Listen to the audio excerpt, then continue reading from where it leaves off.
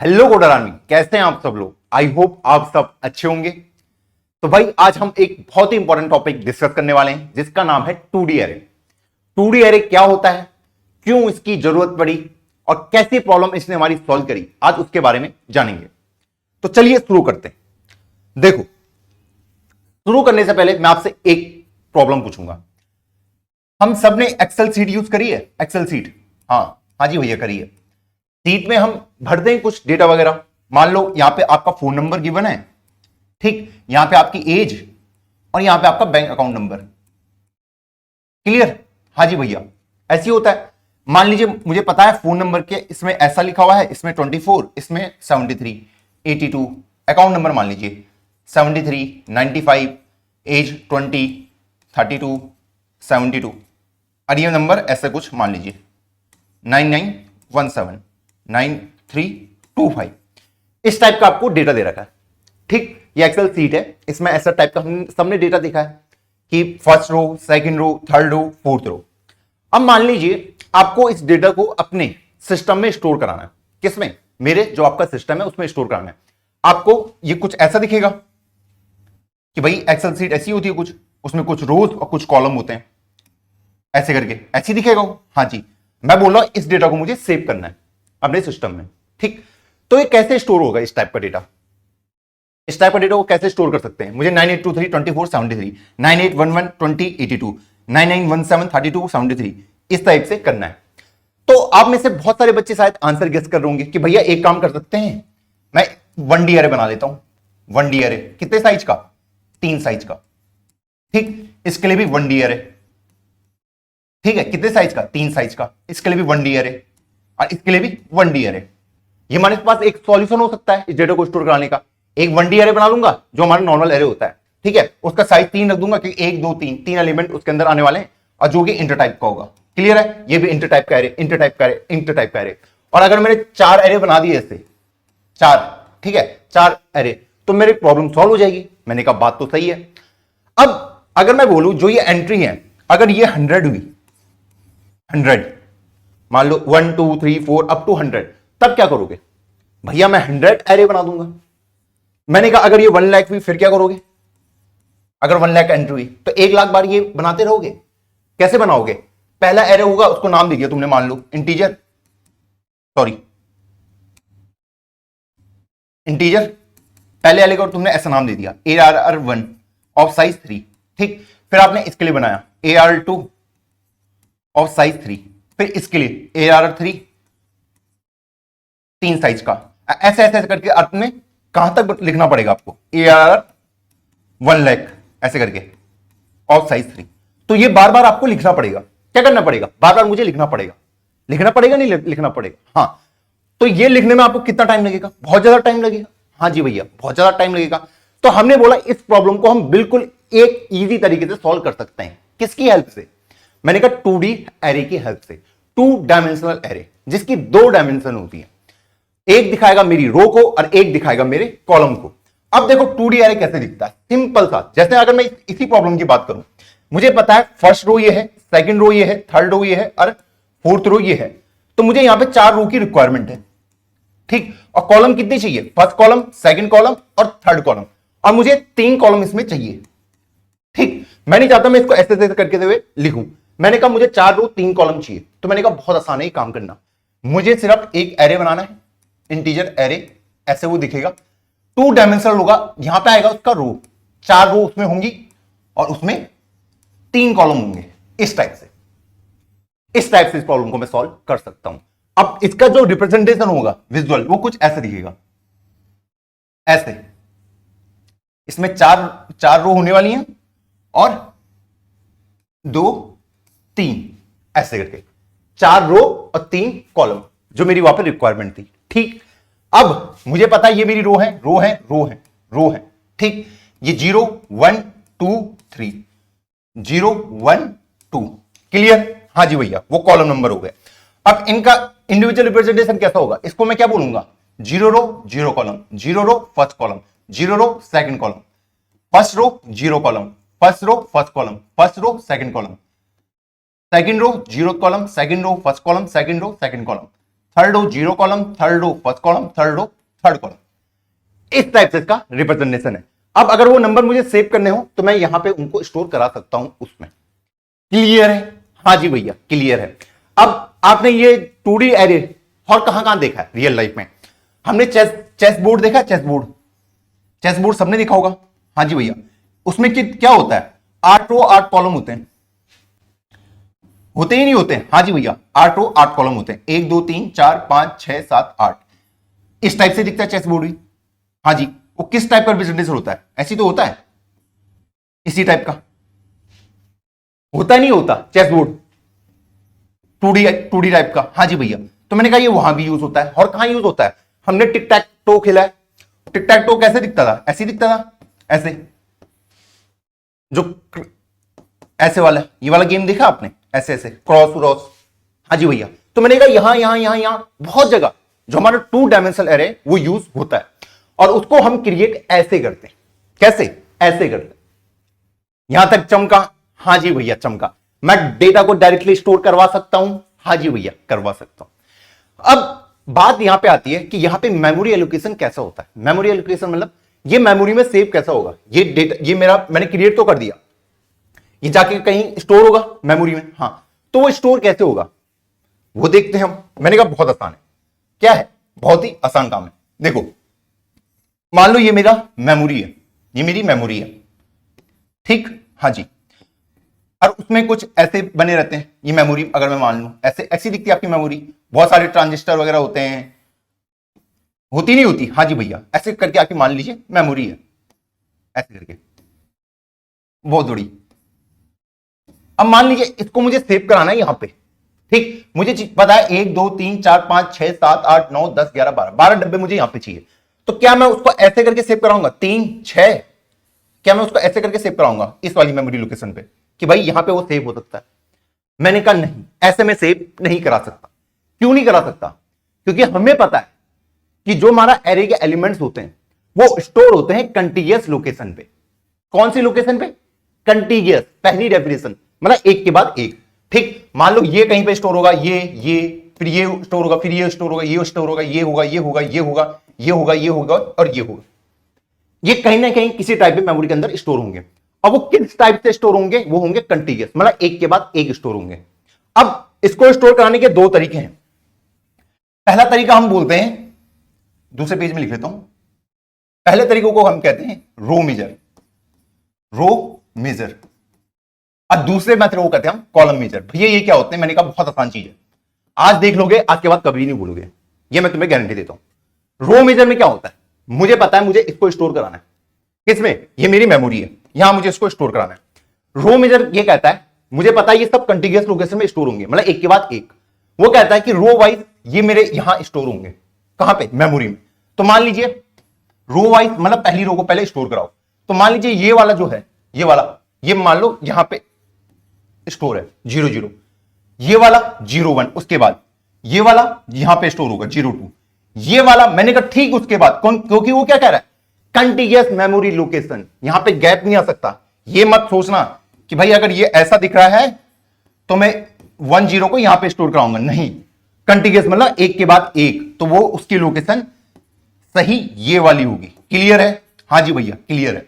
इसलिए एरे को कहते हैं कि भाई वो जब भी डेटा को स्टोर कराता है वो कंटीन्यूअस मेमोरी लोकेशन में कराता है, ताकि मैं इजीली और फास्ट वे में उसको एक्सेस कर पाऊं। बस 0 1 0 0 0 1 0 2 1 0 1 1 1 2, ठीक? फिर ये वाली रो होगी स्टोर 2 0 2 1 2 2, फिर ये वाली 3 0 3 1 और 3 2। क्लियर है? क्लियर है? ये ऐसे करके मेरी मेमोरी में स्टोर होंगी, एक के बाद एक, एक के बाद एक, एक के बाद एक। क्लियर है ये वाला? हाँ जी भैया, क्योंकि मैं इसमें रो वाइज इसको स्टोर करा रहा हूं। और आप देख पा रहे होंगे कि मेमोरी में एक लीनियर एरे की तरह स्टोर हो रहे हैं। कैसे? लीनियर एरे की तरह, ना कि ऐसे। ये इसको कहते हैं हम, इसकी सिर्फ विजुअल रिप्रेजेंटेशन जो एक यूजर को दिखाई जाती है, पर एक्चुअल में वो स्टोर एक के बाद एक सिंगल एरे की तरह ही स्टोर होते हैं। जैसे मेरा 1D एरे स्टोर होता है वैसे ये भी स्टोर होता है मेमोरी में जाके। ये क्लियर है? हाँ जी भैया ये मुझे क्लियर है। अब मैं यहां पे आता हूं, रो मेजर की हम डिटेल में डिस्कशन करते हैं, डिटेल में बात करेंगे, ठीक? हाँ जी भैया, तो भाई इसको मैं ऐसा ले लेता हूं, 1 2 3 4, ठीक है। 0 1 2 0 1 2 3, ये 0 0 0 1 0 2 2 0 2 1 2 2, सॉरी 1 0 1 1 1 2 2 0 2 1 2 2 3 0 3 1 और 3 2। क्लियर है? हाँ जी भैया। मैंने कहा ये कैसे स्टोर होता है मेमोरी में, मुझे पता है ये एक सिंगल एरे की तरह ही स्टोर होता है मेमोरी में। आपने अभी देखा एक के बाद एक, एक के बाद एक, एक के बाद एक। मुझे पता है इसमें 12 एलिमेंट स्टोर होने वाले हैं, तो मैं यहां पे 12 साइज का एक एरे बना देता हूं। 0 1 2 3 4 5 6 7 8 9 10 और 11 ऐसे। क्लियर है? हाँ जी भैया, ये मुझे क्लियर है। मैंने कहा ये 0 0 जाके यहां पे स्टोर होगा, ये 0 1 उसके बाद, ये 0 2 उसके बाद, क्योंकि क्या कौन सा ऑर्डर है, रो मेजर, पहले फर्स्ट रो फिर सेकंड रो स्टोर होगी। 1 0 फिर 1 1 फिर 1 2 फिर 2 0 फिर 2 1 फिर 2 2 3 0 3 1 और 3 2। इस टाइप से एक सिंगल एरे की तरह ये मेमोरी में स्टोर होता है, ये मेमोरी में स्टोर होता है एक के बाद एक। क्लियर है? यही चीज मैंने यहां पे स्टोर करके दिखाई है आपको, यहां पे कि एक जगह उसकी लोकेशन हो जाएगी और उसके बाद एक के बाद एक सब मेमोरी के अंदर स्टोर हो रहे होंगे। यहां तक क्लियर है? हाँ जी भैया, यहां तक मुझे क्लियर है। अब इसकी बात करते हैं। ये हमें पता है एक्चुअल में मेमोरी में ऐसे स्टोर हो रहा है और ये हमारा विजुअल रिप्रेजेंटेशन हो गया। अब मुझे पता कैसे चलेगा, अगर कोई मुझे पूछे कि भैया ये वाला एलिमेंट किस इंडेक्स पे जाके स्टोर होगा, अगर आपको पूछ दिया उसने कि ये 2 1 यहां जाके कौन से इंडेक्स पे स्टोर होने वाला है, तो मैं कैसे दिखाऊंगा? यहां पे तो दिख रहा है मुझे 7 इंडेक्स पे स्टोर हो रहा है, पर एक्चुअल में कैसे पता चलेगा? एक्चुअल में कैसे पता चलेगा? अगर मुझे ये इंडेक्स ढूंढना हो, कोई अगर मुझे बोल दे ये इंडेक्स ढूंढ के बताओ, ठीक, आपको ये दिया रहेगा 2 और 1, 2 को बोल देता हूं मैं रो इंडेक्स, ठीक, और 1 को बोल देता हूं मैं कॉलम इंडेक्स। क्लियर है? हाँ जी भैया। मैंने कहा ये दो चीजें आपको गिवन है, ठीक है, और इसमें कितनी रोज है, ठीक, रो कितनी है इसमें, 4 रो है, और कॉलम कितने हैं, 3 है। क्लियर है? हाँ जी भैया। 4 रो है, 3 कॉलम है, रो इंडेक्स आपको गिवन होगा, कॉलम इंडेक्स आपको गिवन होगा, मतलब 2 और 1 आपको गिवन होगा। बोलेगा वो यहां पे कहां पे स्टोर होगा, तो मुझे कैसे पता चलेगा? तो अगर मैं उसका एनालिसिस करूं, सिंपल सा एनालिसिस करूं, मैंने देखा 0 0 0 लोकेशन पे हो रहा है, 0 1 अगले पे हो रहा है, 0 2 उसके बाद हो रहा है, 1 0 यहां पे हो रहा है, 1 1 यहां पे हो रहा है, 1 2 वैसे करके हो रहा है। अगर मैं ध्यान से अगर एनालाइज करूं, अगर मैं इसकी बात करता हूं, सिर्फ इसकी 1 0 वाले की, 1 0 क्या बता रहा है कि भैया 1 क्या दिखा रहा है, ये मेरी 1 मतलब सेकंड रो है, क्योंकि फर्स्ट रो ये थी, सेकंड रो ये थी, यही दिखा रहा है। अगर ये मेरी फर्स्ट रो मतलब यहां पे 1 लिखा हुआ है ना, मतलब ये मेरी सेकंड रो है, या फिर ये भी कह सकते हैं कि 1 मतलब कि इससे पहले एक रो कंप्लीट हो चुकी है, ये भी हो सकता है उसका मतलब। ये 2 0 क्या दिखा रहा है, 2 1 क्या दिखा रहा है, 2 2 क्या दिखा रहा है, पहला 2 ये तो दिखा रहा है, ये थर्ड रो है, ये दिखा रहा है, हाँ जी, और 2 और क्या दिखा रहा है कि इससे पहले 2 रो कंप्लीट हो चुकी हैं, ये दिखा रहा है, हाँ जी भैया, कि 2 रो कंप्लीट हो चुकी हैं। अगर 2 रो उससे पहले कंप्लीट हो चुकी हैं, उससे पहले 2 रो कंप्लीट हो चुकी हैं, तो डेफिनेटली उनमें कुछ वैल्यूज आई होंगी, ठीक। तो मैं देख पा रहा हूं कि पहली रो में 3 वैल्यू आई हैं, अगली में भी 3 आई हैं। क्लियर है? हाँ जी। और ये 2 दिखा रहा है कि इससे पहले 2 रो कंप्लीट हो चुकी हैं, तो कितनी वैल्यू ऑलरेडी फिल्ड हो गई होंगी उस रो से पहले? मैं गैस कर सकता हूं कि 2 इंटू ये कॉलम, बोल सकता हूं कि भैया रो इंडेक्स इंटू कॉलम, ये वाला कॉलम, बोल सकता हूं, हाँ जी। अगर मैं यहां पे की बात करूं 2 0 की, ये कह रहे हैं कि 2 रो इससे पहले कंप्लीट हो चुकी हैं, तो 2 3 जा 6 कि 6 एलिमेंट ऑलरेडी कंप्लीट हो चुके हैं, 3 3 6। हाँ जी भैया। अब जो सेकंड वाला है कि 0 1 2, ये क्या दर्शा रहे हैं, ये क्या दर्शा रहे हैं? मैंने कहा ये मेरी मेमोरी लोकेशन को दर्शा रहे होंगे सिंपली। कैसे मतलब? अगर मैं यहां पे इस 0 की बात करूं, ठीक है, तो ये दिखा रहा है कि 2 रो वाले एलिमेंट उतने एलिमेंट पे ऑलरेडी स्टोर करवा चुका हूं। 0 दिखाएगा कि अब उसका इसमें कौन सा वाला पोजीशन में आएगा, 0 मतलब इस पोजीशन में आएगा, 1 मतलब इस पोजीशन में आएगा, 2 मतलब इस पोजीशन में आएगा। तो सिंपली मैं कह सकता हूं प्लस कॉलम इंडेक्स। देखो अगर मैं 2 1 की बात करता हूं, सिंपली 2 1 की, तो वो कह रहा है कि इससे पहले मेरे 6 एलिमेंट आ चुके हैं, 2 3 6, 6 एलिमेंट आ चुके हैं, 3 और 3 6, ठीक। अब मुझे इस पर्टिकुलर रो की बात करनी है, इसकी पोजीशन यहां पे कहां पे होगी, ठीक। मुझे पता है अगर 1 दिखा रहा है कि इससे पहले एक एलिमेंट आ चुका है, 2 दिखा रहा है इससे पहले 2 एलिमेंट आ चुके हैं, ठीक है, तो प्लस जो मैंने यहां पे करा था, इसका आंसर आया 7। क्या आया? 7। अगर मैं इसको इधर को दर्शाऊं तो ये देखो यहीं पे ये 7 को दर्शा रहा है। क्लियर है? हाँ जी भैया, ये मुझे क्लियर है। अब देखो, अब आप बोलोगे भैया ये तो सिर्फ ये दिखा रहा है ना कि 7 एलिमेंट उससे पहले आ चुके हैं, तो उसी पोजीशन तो 8 होनी चाहिए अगर 7 एलिमेंट उससे पहले आ चुके हैं। तो मैंने कहा बेटा वो क्या है? क्या है? जीरो बेस्ड इंडेक्सिंग है। कौन सी इंडेक्सिंग है? Zero based. अगर 7 एलिमेंट उससे पहले आ चुके हैं तो 0 1 2 3 4 5 6 7, ठीक है, ये 7 इंडेक्स हो गया। तो पहला, दूसरा, तीसरा, चौथा, पांचवा, छठा, सातवां, ये दिखा रहा है कि 7 एलिमेंट इससे पहले आ चुके हैं। ये क्या दिखाता है कि 7 एलिमेंट मुझसे पहले आ चुके हैं। 9 क्या दिखाता है? 9 एलिमेंट मुझसे पहले आ चुके हैं। तो वही मैं देख रहा हूं, सिंपल सा। क्लियर है? मुझे सिंपल यही देखना। अगर मुझे 3 2 की लोकेशन देखनी है तो भैया 3 क्या दिखा रहा है आपका कि मुझसे पहले कितनी रो है? तो 3 रो अगर मुझसे पहली है, ठीक है, तो उनमें टोटल कितने एलिमेंट आए होंगे? 3 × 3 आए होंगे, 9। हाँ जी भैया। और ये 2 क्या दिखा रहा है कि भैया मुझसे पहले कितने कॉलम आ चुके हैं? तो ये दिखा रहा है 1 और 2। तो टोटल 11 एलिमेंट ऑलरेडी मुझसे पहले आ चुके हैं, तो मेरा इंडेक्स होगा 11। बताओ चमका नहीं चमका? हाँ जी भैया, ये मुझे अच्छे से चमक गया। तो क्या ये मैं इजीली निकाल सकता हूं अगर मुझे ये वाला इंडेक्स फाइंड करने के लिए बोले? हाँ जी भैया, मैं इजीली इसको निकाल सकता हूं। अब जब मैंने ये कैलकुलेशन देख लिया, ठीक, अब अगर मैं आपसे पूछूं, सॉरी इसको हटा देते हैं थोड़ा, हाँ, अगर मैं अब आपसे पूछूं कि आपको ये इंडेक्स गिवन होगा कि मान लो 8 गिवन है, ठीक, 8 गिवन है और रो और कॉलम गिवन है, और आपको ये फाइंड करना है। मान लो मैंने आपको दे दिया कि भैया आपको ये 5 गिवन है, ये 5 गिवन है। मैं बोलूंगा ये 5 यहां पे कहां पे दिखेगा? वो कैसे निकालोगे? मुझे यहां पे मुझे दिख रहा है कि यहां पे 1 2 लिखा हुआ है, तो वो कहीं यहां पे दिखेगा। पर फॉर्मूले के हिसाब से कैसे क्रिएट करोगे? क्लियर है? मैंने कहा मैंने आपको इंडेक्स गिवन दे रखा है, इंडेक्स, ठीक है, और उसमें रो और कॉलम मैंने आपको बता रखी है कि कितनी रो इसमें, कितने कॉलम इसमें। मुझे ढूंढना है रो का इंडेक्स और कॉलम का इंडेक्स, ये मुझे ढूंढना है। मैंने कहा बहुत आसान काम है, इनको ढूंढना बहुत आसान काम है कि रो इंडेक्स, कॉलम इंडेक्स के यहां कैसे रिप्रेजेंट होंगे। मैंने कहा सिंपल सा है, अगर मुझे इंडेक्स गिवन होगा तो मुझे सिंपली क्या करना है? इंडेक्स, ठीक, डिवाइडेड बाय कॉलम। क्लियर? हां, अगर इसको दिखाना हो तो इंडेक्स मॉड कॉलम, दोनों चीजें मेरी हो जाएंगी सॉल्व।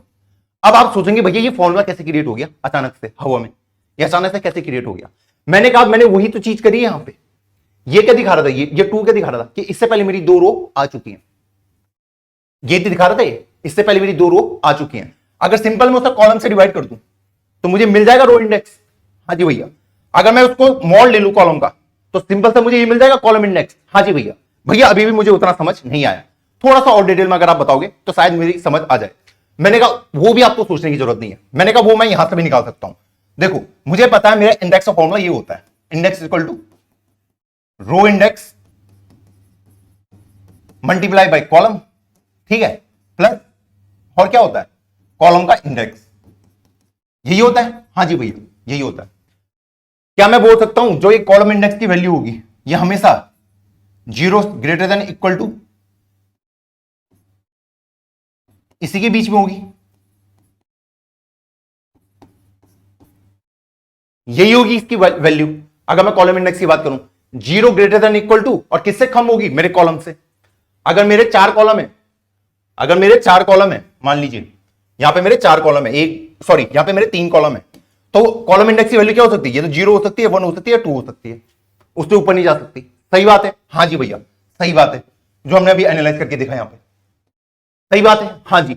मैं कह रहा हूं कि मुझे इसमें क्या करना पड़ेगा? अगर मुझे इस रो इंडेक्स को बाहर निकालना है, अगर सोचना है कि ये आंसर में कैसे आए, तो मुझे यहां पे सिंपली एक चीज दिख रहा है। अगर मैं इस पूरे को डिवाइड कर दूं किससे? कॉलम से। क्योंकि अगर मैं इसे कॉलम से डिवाइड करता हूं ऐसे, row index into column divided by column plus column index divided by column. Clear है? हाँ जी। मुझे पता है यहां कॉलम से कॉलम कैंसिल हो जाएगा। हाँ, मुझे पता है इस कॉलम इंडेक्स की वैल्यू हमेशा इससे छोटी होगी। हाँ, तो ये हमेशा 0 ही आएगा। हाँ, जब ये हमेशा 0 आएगा तो मुझे मिल गया ना रो इंडेक्स, मिल गया ना। तो मुझे इस इंडेक्स को किससे डिवाइड करना पड़ा था? सिर्फ कॉलम। फॉर्मूला निकल गया। हाँ जी। मैंने कहा कॉलम इंडेक्स में कैसे निकाल सकता हूं? कौन सा कॉलम इंडेक्स में कैसे निकाल सकता हूं? सेम फॉर्मूला अगर मैं देखूं कि यहां पे अगर मुझे अगर कॉलम इंडेक्स निकालना हो तो मैं कैसे निकाल सकता हूं? सोचिए, थोड़ा सा सोचिए। अगर मुझे इसको निकालना है तो कैसे निकाल पाऊंगा? मुझे अगर पता है कि कॉलम इंडेक्स की वैल्यू 0 1 2 3 4 हो सकती है, अगर कॉलम की वैल्यू 5 हो, इन्हीं के बीच में होगी नहीं होगी? अगर कॉलम की वैल्यू 5 है तो 0 1 2 3 4 हो सकती है कॉलम की वैल्यू। हां, अगर मैं इसको, ये जो कॉलम इंडेक्स है इसका अगर मॉड 5 ले लूं, ठीक, तो हमेशा वही वैल्यू आएगी। अगर 0 होगा तो 0 आएगा, 1 होगा तो 1 आएगा, 2 होगा तो 2 आएगा, 3 होगा तो 3 आएगा, 4 होगा तो 4 ही आएगा। हाँ जी भैया। और अगर मैं यहां पे इसके साथ मॉड लेता हूं, इसके साथ, इस पूरे के साथ अगर मैं मॉड ले लेता हूं ऐसे करके, मॉड कॉलम, ठीक, मुझे पता है इसके साथ तो क्या आएगा आंसर, यही आएगा जो कॉलम इंडेक्स ओरिजिनल वैल्यू होगी। आएगा नहीं आएगा? इसके साथ में क्या होगा, इसके साथ में क्या होगा? मुझे पता है कि यहां पे क्या हो रहा है, रो इंडेक्स मल्टीप्लाई बाय कॉलम का अगर मैं मॉड करता हूं कॉलम से ही, तो मुझे पता है इसका आंसर आएगा 0। क्यों बोल रहा हूं ये? देखो 2 इंटू 6, ठीक, रो इंडेक्स की वैल्यू कुछ भी हो, ये अगर 6 है और मैं मॉड 6 ही कर रहा हूं, क्या इसका आंसर हमेशा 0 नहीं आएगा? रिमाइंडर हमेशा 0 ही आएगा? आएगा नहीं आएगा? हाँ जी भैया, क्योंकि ये 6 से मल्टीप्लाई हो रहा है, क्योंकि 2 6 12 मॉड 6, तो हमेशा 0 ही आएगा क्योंकि ये दोनों सेम है। ठीक, अगर मैं 6 इंटू 90 मॉड 90 भी कर दूं तब भी 0 ही आएगा। हाँ जी भैया, तो मेरी प्रॉब्लम रिजॉल्व हो गई। ठीक, अगर मैं इस पूरे को कॉलम वाले से क्या कर दूं, मॉड ले लूं, तो मुझे पता है ये 0 हो जाएगा और सिर्फ ये बचेगा। इस तरीके से मेरे फॉर्मूला जनरेट हुए। चमका नहीं चमका? हाँ जी भैया, चमका। आज भैया कुछ नया सीखने को मिला है, मैंने मैथमेटिकल कैलकुलेशन भी लगाना इसमें सीख लिया। तो बताइए, अगर चमका है तो भैया कमेंट कर दो कि भैया सब कुछ अच्छे से चमक गया। तो अभी तक मैंने क्या सीखा कि अगर मेरे पास, ठीक, ये रो इंडेक्स, कॉलम इंडेक्स, रो और कॉलम गिवन हो, तो मैं बता सकता हूं कि उसका मेमोरी में इंडेक्स नंबर कौन सा होगा, मतलब अगर वो 1D एरे में दिखेगा। ठीक, या फिर अगर मेरे पास यहां पे ये दे रखा है इंडेक्स और मुझे रो और कॉलम भी पता है कि उसमें कितनी रोज हैं और कितने कॉलम होंगे, तो मैं उसको इधर भी कन्वर्ट कर सकता हूं। दोनों साइड ये कन्वर्जन हो सकते हैं। फॉर्मूला ये रहे, एक फॉर्मूला ये रहा और एक फॉर्मूला ये रहा। क्लियर है? हाँ जी भैया, ये मुझे पूरे तरीके से क्लियर है। ध्यान से एनालाइज करोगे बहुत अच्छे से समझ आएगा। ये जो मॉड फंक्शन है बहुत ही इंपॉर्टेंट फंक्शन है, इसको आपको और प्रैक्टिस करना है, इसको आपको समझना पड़ेगा। क्लियर है? हाँ जी भैया। आज भैया कुछ नया सीखने को मिला कि मैं कैसे इनको कन्वर्ट कर सकता। अब यहां तक हम ये चीजें सीख चुके हैं। अब देखो एक बहुत इंपॉर्टेंट पॉइंट मैं आपको बताता हूं। मेरे पास मान लो एक 1D एरे है, इंटीजर एरे 5। ठीक, मुझे पता ये कुछ ऐसे दिखता है, ऐसे दिखता है। हाँ जी भैया, ऐसे दिखता है। हाँ जी, मैंने कहा ये ऐसे दिखता है। और इसका रिप्रेजेंटेशन कैसा होता है, मुझे पता है कि AR क्या कंटेंट करता है, एड्रेस कंटेंट करता है। मान लो AR का मतलब है 500, कि ये 500 एड्रेस पे कहीं रखा है, तो ये 500 पे होगा, ये 504 पे होगा, 508, 512 और 516। ऐसे ही दिखते हैं। हाँ जी भैया, ऐसे ही दिखते हैं। भैया थोड़ा थोड़ा तो याद है 1D एरे का, एग्जैक्टली मुझे क्या था वो इतना याद नहीं है, तो मैंने कहा बहुत सिंपल है। ठीक, ARR कंटेंट करता है एड्रेस को, कि मेमोरी में जो मेरी मेमोरी होती है ना, ये वहां पे कहां पे स्टोर होगा। क्लियर है? मुझे पता है ये इंट है, तो ये 4 साइज का लेगा, ये 4 एड्रेसेस लेगा, तो 500, 501, 502 और 503, ये सारे ये ले लेगा। ठीक है, फिर 504 से ये लेगा, फिर 508 ये लेगा, 512 ये लेगा और 516 ये लेगा, क्योंकि ये क्या होते हैं, बाइट एड्रेसेबल होते हैं। हर एक बाइट को मैं एड्रेस दे रहा हूं, तो मेरी मेमोरी में कहीं 500 एड्रेस पे ये स्टोर होगा, कि 500 पे ये वाला एलिमेंट स्टोर होगा। मान लो इसकी वैल्यू 3 4 6 13 और 9 है। ठीक, मुझे पता है 500 एड्रेस पे वहां पे स्टोर है, तो अगला वाला 504 508 ऐसे करके मैं निकालता था।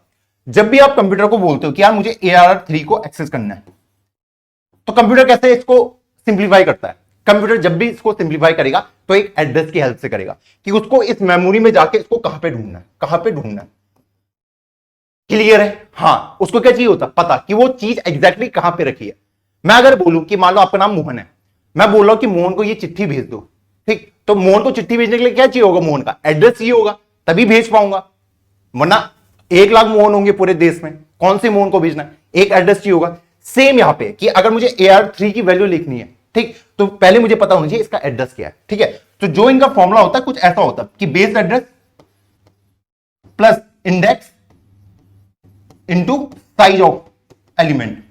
किसका साइज क्या है, यही होता है। मुझे पता है इसका एड्रेस, बेस एड्रेस 500 है, ठीक, इंडेक्स 3rd है, और साइज ऑफ एलिमेंट मतलब क्या है कि ये किस टाइप का, इंट, तो मतलब 4। इंट कितनी मेमोरी लेता है, 4, ठीक। तो ये इस तरीके से, तो ये आया मेरा 512 इस टाइप से। तो वो जाएगा 512 लोकेशन पे और उसको एक्सेस कर लेगा। क्लियर है? हाँ जी भैया, ये मुझे क्लियर है। अब सेम कहानी मेरी यहां पे भी होती है, सेम कहानी, सेम स्टोरी, ठीक। अगर मुझे एक्सेस करना है किसको, ARR, मान लीजिए 21 को एक्सेस करना है, तो इसको एक्सेस कैसे करेगा? यहां पे भी सेम कहानी होगी कि यहां पे जो ARR होगा उसके पास बेस एड्रेस होगा। क्या होगा? Base address. वो उसके पास बाय डिफॉल्ट प्रेजेंट रहता है।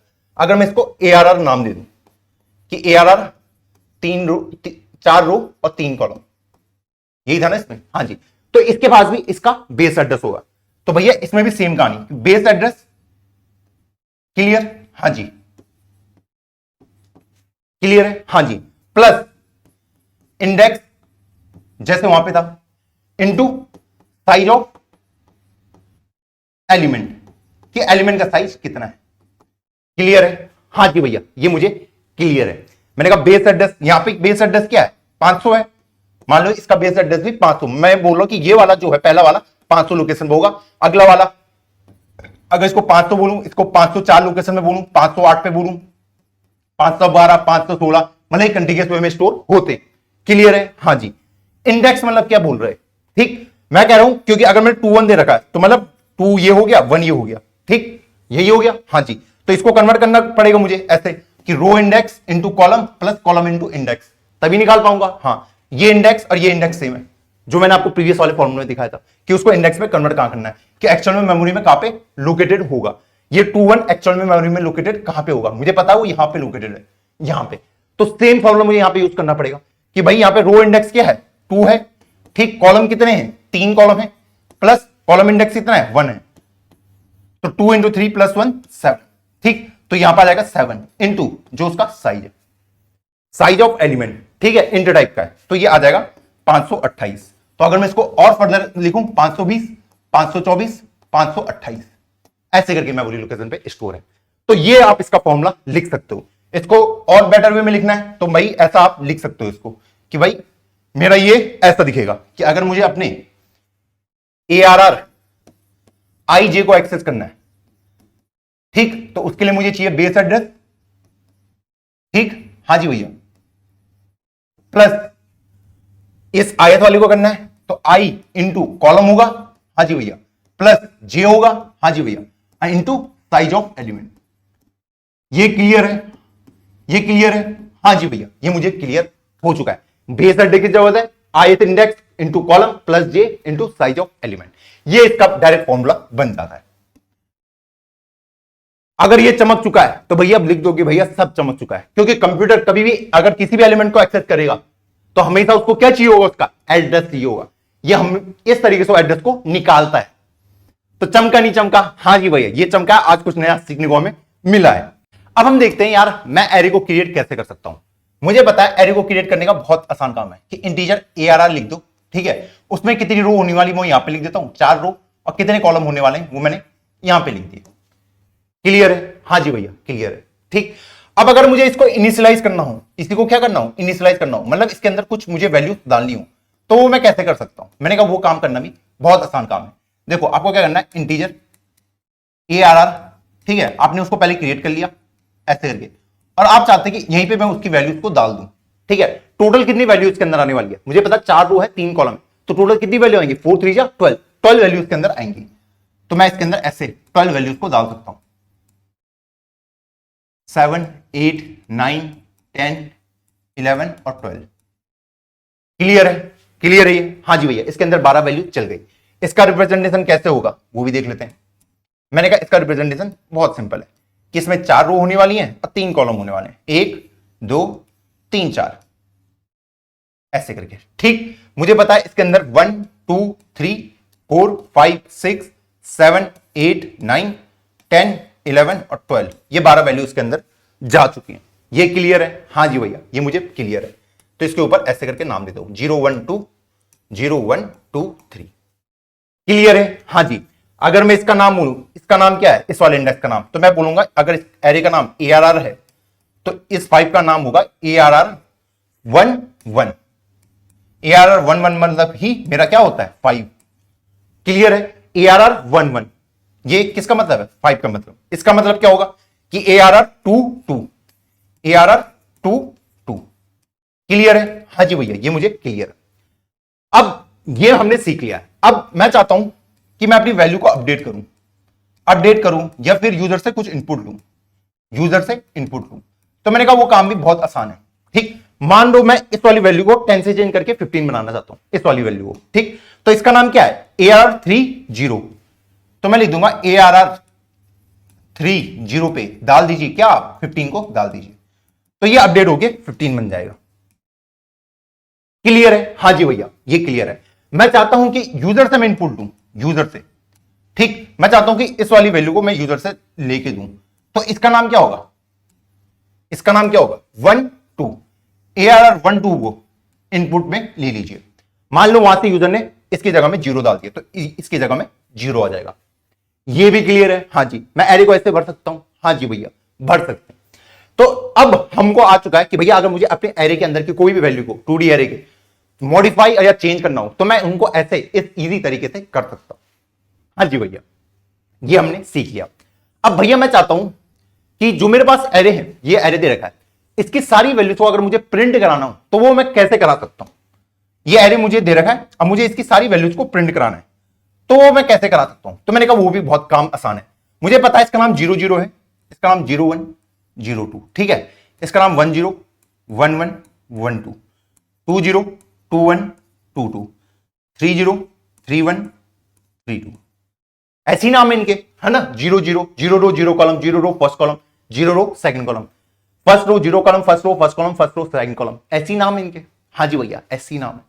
मैंने कहा प्रिंट कैसे कराऊंगा। मैंने कहा एक काम करते हैं, पहले इस वाले को एनालाइज करते हैं। ठीक है, इसको अगर प्रिंट कराना है तो इसका नाम है ARR 0 0, इसका नाम है ARR 0 1, इसका नाम है ARR 0 2। फिर मैं अगली वाली रो पे आ रहा हूं 1 0 1 1 1 2। ऐसे हो रहा है? हाँ जी। तो मैं कह सकता हूं कि मुझे प्रिंट सिर्फ इसको कराना है ARR। ठीक है, मैं अगर फर्स्ट वाली रो की बात करूं, ठीक है, तो उसमें 0 तो सेम रहेगा ARR 0, पर ये जो दूसरा वाला वो चेंज हो रहा है। वो क्या हो रहा है? चेंज हो रहा है। कभी वो 0 है, कभी 1 है और कभी 2 है। ठीक, तो अगर चेंज हो जाता तो उसको मैंने J नाम दे दिया। ठीक, इसको मुझे प्रिंट कराना है, ये लीजिए। क्लियर? मुझे पता है कि एक बार इसकी जगह में 0, एक बार 1, एक बार 2 आना चाहिए, तो मैंने यहां पे लिख दिया J equal to 0, J less than किससे, 3 से छोटा, J प्लस प्लस, ये लिख सकता हूं। हाँ जी भैया, तो हो जाएगा प्रिंट। हाँ जी भैया, तो भैया ये तो फर्स्ट वाली रो को ही प्रिंट करेगा। इनको कैसे प्रिंट करूंगा, इन वालों को कैसे प्रिंट करूंगा, इसको इसको इसको। मैंने कहा वो भी काम बहुत आसान है। ठीक, मैं देख पा रहा हूं ARR 0 0, पहले J की जगह में 0 आएगा तो ये 0 0 प्रिंट हो जाएगा, J की जगह में 1 आए तो 0 1 प्रिंट हो गया, फिर 0 2 प्रिंट हो जाएगा। ठीक, फिर अगर मुझे यहां से स्टार्ट करना है तो पहले मुझे 1 0 1 1 1 2, तो मैं चाहता हूं कि यहां पे जो वैल्यू आने वाली है, ठीक है, ये 0 बाद में फिर 1 बन जाना चाहिए, फिर 2 बन जाना चाहिए। तो मुझे पता है कि इसको भी अगर चेंज कराना है तो इसकी जगह में I को लिख सकता हूं, क्योंकि वो भी वैल्यू चेंज कर रहा है। हाँ जी भैया, तो मैं यहां पे लिख दूंगा I इक्वल टू 0 से I लेस देन कहां तक, पहले एक बार 0, एक बार 1, एक बार 2, एक बार 3। ये लीजिए, ऐसे करके मैंने प्रिंट करा दिया, सिंपल सा। इस तरीके से ये प्रिंट हो जाएगा। और अगर मुझे इसको और फ्लेक्सिबल बनाना हो, ये 4 की जगह में मैं लिख सकता हूं रो। क्या लिख सकता हूं? रो। इस 3 की जगह में मैं लिख सकता हूं कॉलम। क्या लिख सकता हूं? कॉलम। ठीक, कि इतनी रोज है और इतने कॉलम है। लिख सकता नहीं लिख सकता? हाँ जी, वो 4 का दिखा रहा था कि 4 रो है, ये कॉलम का दिखा रहा था कि इतने मेरे कॉलम मुझे दिए गए हैं। अब ये डिबग कैसे हुआ वो भी देख लेते हैं यहीं पे कि ये डिबग होके कैसे दिखेगा। मुझे पता है इनिशियली I 0 है, ठीक, I लेस देन रो है, मतलब 4 से छोटा है, और ये 3 है। J इक्वल टू 0, क्या 0 लेस देन 3 होता है? तो उसने कहा ARR 0 0 को प्रिंट करा दिए, तो मान लो 1 प्रिंट हो गया। फिर ये ऊपर गया यहां पे, ठीक, J की वैल्यू 1 से इंक्रीज हो गई, उसने कहा 0 1 को प्रिंट करा दीजिए, तो 0 1 कैसे प्रिंट होगा? 0 1 मतलब 2 प्रिंट हो जाएगा। फिर J की वैल्यू 1 से इंक्रीज हो गई, J की वैल्यू इंक्रीज हो गई, 2 भी लेस देन होता है 3 से, तो उसने कहा ARR 0 2 को प्रिंट कर दो, तो ये 3 प्रिंट हो जाएगा। क्लियर है? फिर J की वैल्यू 3 बन जाएगी, क्या बन जाएगी? 3 लेस देन 3 होता है? नहीं होता है, तो ये ब्रेक और ये फिर से ऊपर। क्लियर? अभी आई 0 था, अब आई को 1 से इंक्रीज कर दो, ठीक। 1 अभी भी लेस देन होता है 4 से, फिर वो अंदर आएगा, फिर वही 0 से लेके कहां तक, 0 लेस देन 3 तक, जब तक ये कंडीशन ट्रू हो रही है इसको प्रिंट करते जाओ। तो मुझे पता है मेरी वैल्यू आराम से प्रिंट होती जाएंगी, 4 5 0, फिर ये ऐसे करके मेरी वैल्यू आराम से प्रिंट होती जाएंगी। क्लियर है ये नहीं है? हाँ जी भैया, ये मुझे क्लियर है, अच्छे से चमक रहा है। हाँ जी भैया, 7 8 9 प्रिंट हो जाएगा, फिर लास्ट में ये 15 11 और 12 प्रिंट हो जाएगा। इस तरीके से आप इसको देख सकते हैं। क्या भैया इसको सॉल्व करने का दूसरा और भी तरीका है? मैंने कहा है, अगर इसको आपको ढंग से दूसरे तरीके से विजुअलाइज करना है तो आप इसको वैसे भी कर सकते हैं। मेरे पास ये रो दी गई है, ठीक है, मुझे यहां पे ये करना है कि भैया मैं फर्स्ट रो पे गया, ठीक है, मैंने उसके सारे कॉलम को प्रिंट कर दिया। मैं अगली रो पे गया, मैंने उसके सारे कॉलम को प्रिंट कर दिया। मैं अगली रो पे गया, मैं उसके सारे कॉलम को प्रिंट कर दिया। मैं अगली रो पे गया, मैंने उसके सारे कॉलम को प्रिंट कर दिया। 0 column, first column, second column. मैं फर्स्ट रो पे गया तो उसके सारे कॉलम को प्रिंट कर दिया, ये कॉलम, ये कॉलम, ये कॉलम। क्लियर है? हाँ। तो मैं क्या बोल रहा हूं, पहले मैं रो पे गया, तो i इक्वल टू 0 से i less than row i plus plus. Clear है? हाँ जी। जैसे ही मैं रो पे गया, मैंने उसके सारे कॉलम को प्रिंट कर दिया। तो कॉलम को कैसे प्रिंट करूंगा, कॉलम 0 1 2 जा रहे हैं, ये कॉलम है ना सेकंड वाले। हाँ, तो j इक्वल टू 0 से j less than 3 j plus plus, cout कर दो ARR i0। क्लियर है? ऐसे भी बोल सकता हूं? हाँ जी भैया, बोल सकते हो। तो हम इसको ऐसे भी सॉल्व इजीली कर सकते हैं। तो चमका नहीं चमका? हाँ जी भैया, ये मुझे अच्छे से चमक गया। तो चलो एक प्रॉब्लम को इसमें सॉल्व करते हैं। मेरे पास प्रॉब्लम है कि search an element in array, ठीक। एक एरे गिवन होगा आपको, मान लीजिए AR, ठीक, 4 रो 3 कॉलम है, पिछला वाला एग्जांपल है। एक आपको X होगा जिसको आपको ढूंढना है, उसके अंदर 7 को मुझे ढूंढना है। अगर मुझे मिल जाता है तो मैं यस प्रिंट करा दूंगा, नहीं मिलेगा तो नो प्रिंट करा दूंगा। क्लियर है? हाँ जी भैया, ये मुझे क्लियर है। तो मान लीजिए ये कुछ ऐसा दिख रहा है कि इंट मेन फंक्शन के अंदर मेरा कुछ ऐसा एरे दिख रहा होगा, ठीक। मैंने इंटीजर एरे बना दिया जो हमने पहले देखा था, ये 4 3 साइड वाला, और इसके अंदर मैंने वो एलिमेंट डाल दिए कि 1 2 3 4 5 6 7 8 9 10 11 और 12। क्लियर है? हाँ जी भैया, ये क्लियर है, ठीक। मैं चाह रहा हूं कि मुझे इसको ढूंढना है, इसको मुझे ढूंढना है, ठीक। तो एक इंटीजर x ले लिया मैंने, उसके अंदर 7 डाल दिया, मुझे 7 को ढूंढना है उसके अंदर। क्लियर है? मैं कैसे ढूंढूंगा बताइए? ऐसे ढूंढूंगा जाके एक एक करके, क्या ये 7 है, क्या ये 7 है, क्या ये 7 है, क्या ये 7 है, क्या ये 7 है, क्या ये 7 है, क्या ये 7 है? तो उसने कहा हाँ ये 7 है, तो मैंने कहा ये 7 है, रुक जाइए और ये इसको प्रिंट कर दो। यही होगा लॉजिक, एक एक करके ढूंढना पड़ेगा सब पे कि क्या ये 7 के बराबर है, क्या ये 7 के बराबर है, क्या ये 7 के बराबर है, यही करना पड़ेगा। हाँ जी भैया, यही करना पड़ेगा। तो भैया अगर वही मुझे करना है तो मैं यहां पे आ जाऊंगा कि भाई मुझे पता है मुझे पूरे किसको, जो मेरे एरे दे रखा उसको ट्रैवर्स करना पड़ेगा। तो इंटीजर i इक्वल टू 0 से i लेस देन, जब तक ये 4 दे रखा है, i प्लस प्लस, हाँ जी भैया, for integer j equal to 0 से j less than 3 j plus plus, हाँ जी भैया। क्लियर है? हाँ, मैं लिख सकता हूं कि इफ एरे ऑफ ij अगर इक्वल टू किसके बराबर हो जाए, मेरे x के बराबर, ठीक, तो मैं बोल दूंगा सी आउट यस, बोल दूंगा हाँ जी वो प्रेजेंट है, और यहीं पे उसको खत्म कर दूंगा कि रिटर्न 0 कर दो, यहीं पे खत्म कर दो। अब आगे चेक करने की जरूरत नहीं है, ऐसे ही लिख सकता हूं। हाँ जी, जब मान लो अगर वो एलिमेंट प्रेजेंट नहीं हुआ तो भैया अगर प्रेजेंट नहीं हुआ तो सी आउट नो प्रिंट कराना पड़ेगा इसके बाहर आके। क्लियर है? जो पिछले में किया था वैसे किया है। हाँ जी भैया, 4 रो थी 3 कॉलम थे, तो वही सेम काम मैंने फिर से किया है इसमें, ठीक। कि पहले 0 0 पे, फिर 0 1 पे, फिर 0 2 पे, 1 0 1 1 1 2 2 0 पे जैसे मिला मैंने प्रिंट करा दिया यस, और उसको खत्म कर दिया वहीं पे। मान लो अगर इसी में अगर मुझे बोलता कि 18 को ढूंढ के दिखाओ, तो मैं देखता प्रेजेंट नहीं है, प्रेजेंट नहीं है, नहीं है, नहीं है, नहीं है, नहीं है, नहीं है, नहीं है, नहीं है, नहीं है, नहीं है। जब कहीं भी प्रेजेंट नहीं था मैं लूप से बाहर आया और मैंने नो को प्रिंट करा दिया। बताओ चमका या नहीं चमका? हाँ जी भैया, ये मुझे चमक चुका है। अगर जब चमक चुका तो लिख दो हाँ भैया सब कुछ अच्छे से चमक रहा है। तो चलिए हम सीखते हैं कि 2D एरे को हम क्रिएट कैसे कर सकते हैं। तो सबसे पहले इंटीजर एरे, कितनी रोज उसमें मैं यहां पे मेंशन कर सकता हूं, कितने कॉलम मुझे चाहिए मैं वो यहां पे मेंशन कर सकता हूं। क्लियर? तो इस तरीके से मैं 2D एरे को बना सकता हूं, क्रिएट 2D एरे। क्लियर है? हाँ जी भैया, मैं चाहता हूं इसको मैं इनिशियलाइज भी कर दूं, मतलब इसके अंदर ओरिजिनली कुछ वैल्यूज को डाल दूं। तो मैं यहां पे 12 वैल्यूज मुझे डालनी पड़ेंगी, 3 इंटू 4 मतलब 12 वैल्यूज मुझे इसके अंदर डालनी पड़ेंगी। तो 1 2 3 4 5 6 7 8 9 10 11 और 12। अब जो मैंने 2D एरे क्रिएट किया है उसके अंदर 12 वैल्यूज जा चुकी हैं। तो इस तरीके से मैं एरे को क्रिएट भी कर सकता हूं और उसके अंदर वैल्यू को इनिशियलाइज भी कर सकता हूं। मान लीजिए मुझे इन वैल्यूज को प्रिंट कराना है, print all the values in array. Clear? हाँ जी भैया। तो कैसे कर सकते हैं? मैंने कहा बहुत सिंपल है कि फॉर रो इक्वल टू कहां से, 0 नेक्स्ट से रो लेस देन कब तक, 3 तक, रो प्लस प्लस। हाँ जी भैया। फॉर कॉलम इक्वल टू 0 से column less than 4 column plus plus, और सी आउट कर दूंगा अपने एरे को। इस तरीके से मैं इसको प्रिंट करा सकता हूं इजीली। थोड़ा स्पेस भी दे देते हैं और खत्म। अब अगर मैं इसको रन करूं तो हमारा आंसर क्या आएगा? तो पहले इसने कुछ एरर मारे हैं, ओके, मैंने रो को बताया नहीं है, integer row equal to 0, integer column equal to 0। अब ये एरर नहीं देगा। तो मैंने देखा मैं 1 से लेकर 12 तक मैंने सारी वैल्यूज को यहां पे प्रिंट करा दिया। Print all the value array row wise मैं इसको कह सकता हूं। अगर मैं आपको सेम प्रॉब्लम देता और कहता कि इसको एज अ फंक्शन पास करके प्रिंट कराओ, ठीक, तो अब मैं प्रिंट कराऊंगा वैल्यू को, print all the value in array column wise, ठीक, और यहां पे मैं फंक्शन कॉल करूंगा, फंक्शन कॉल, ठीक। हाँ जी भैया।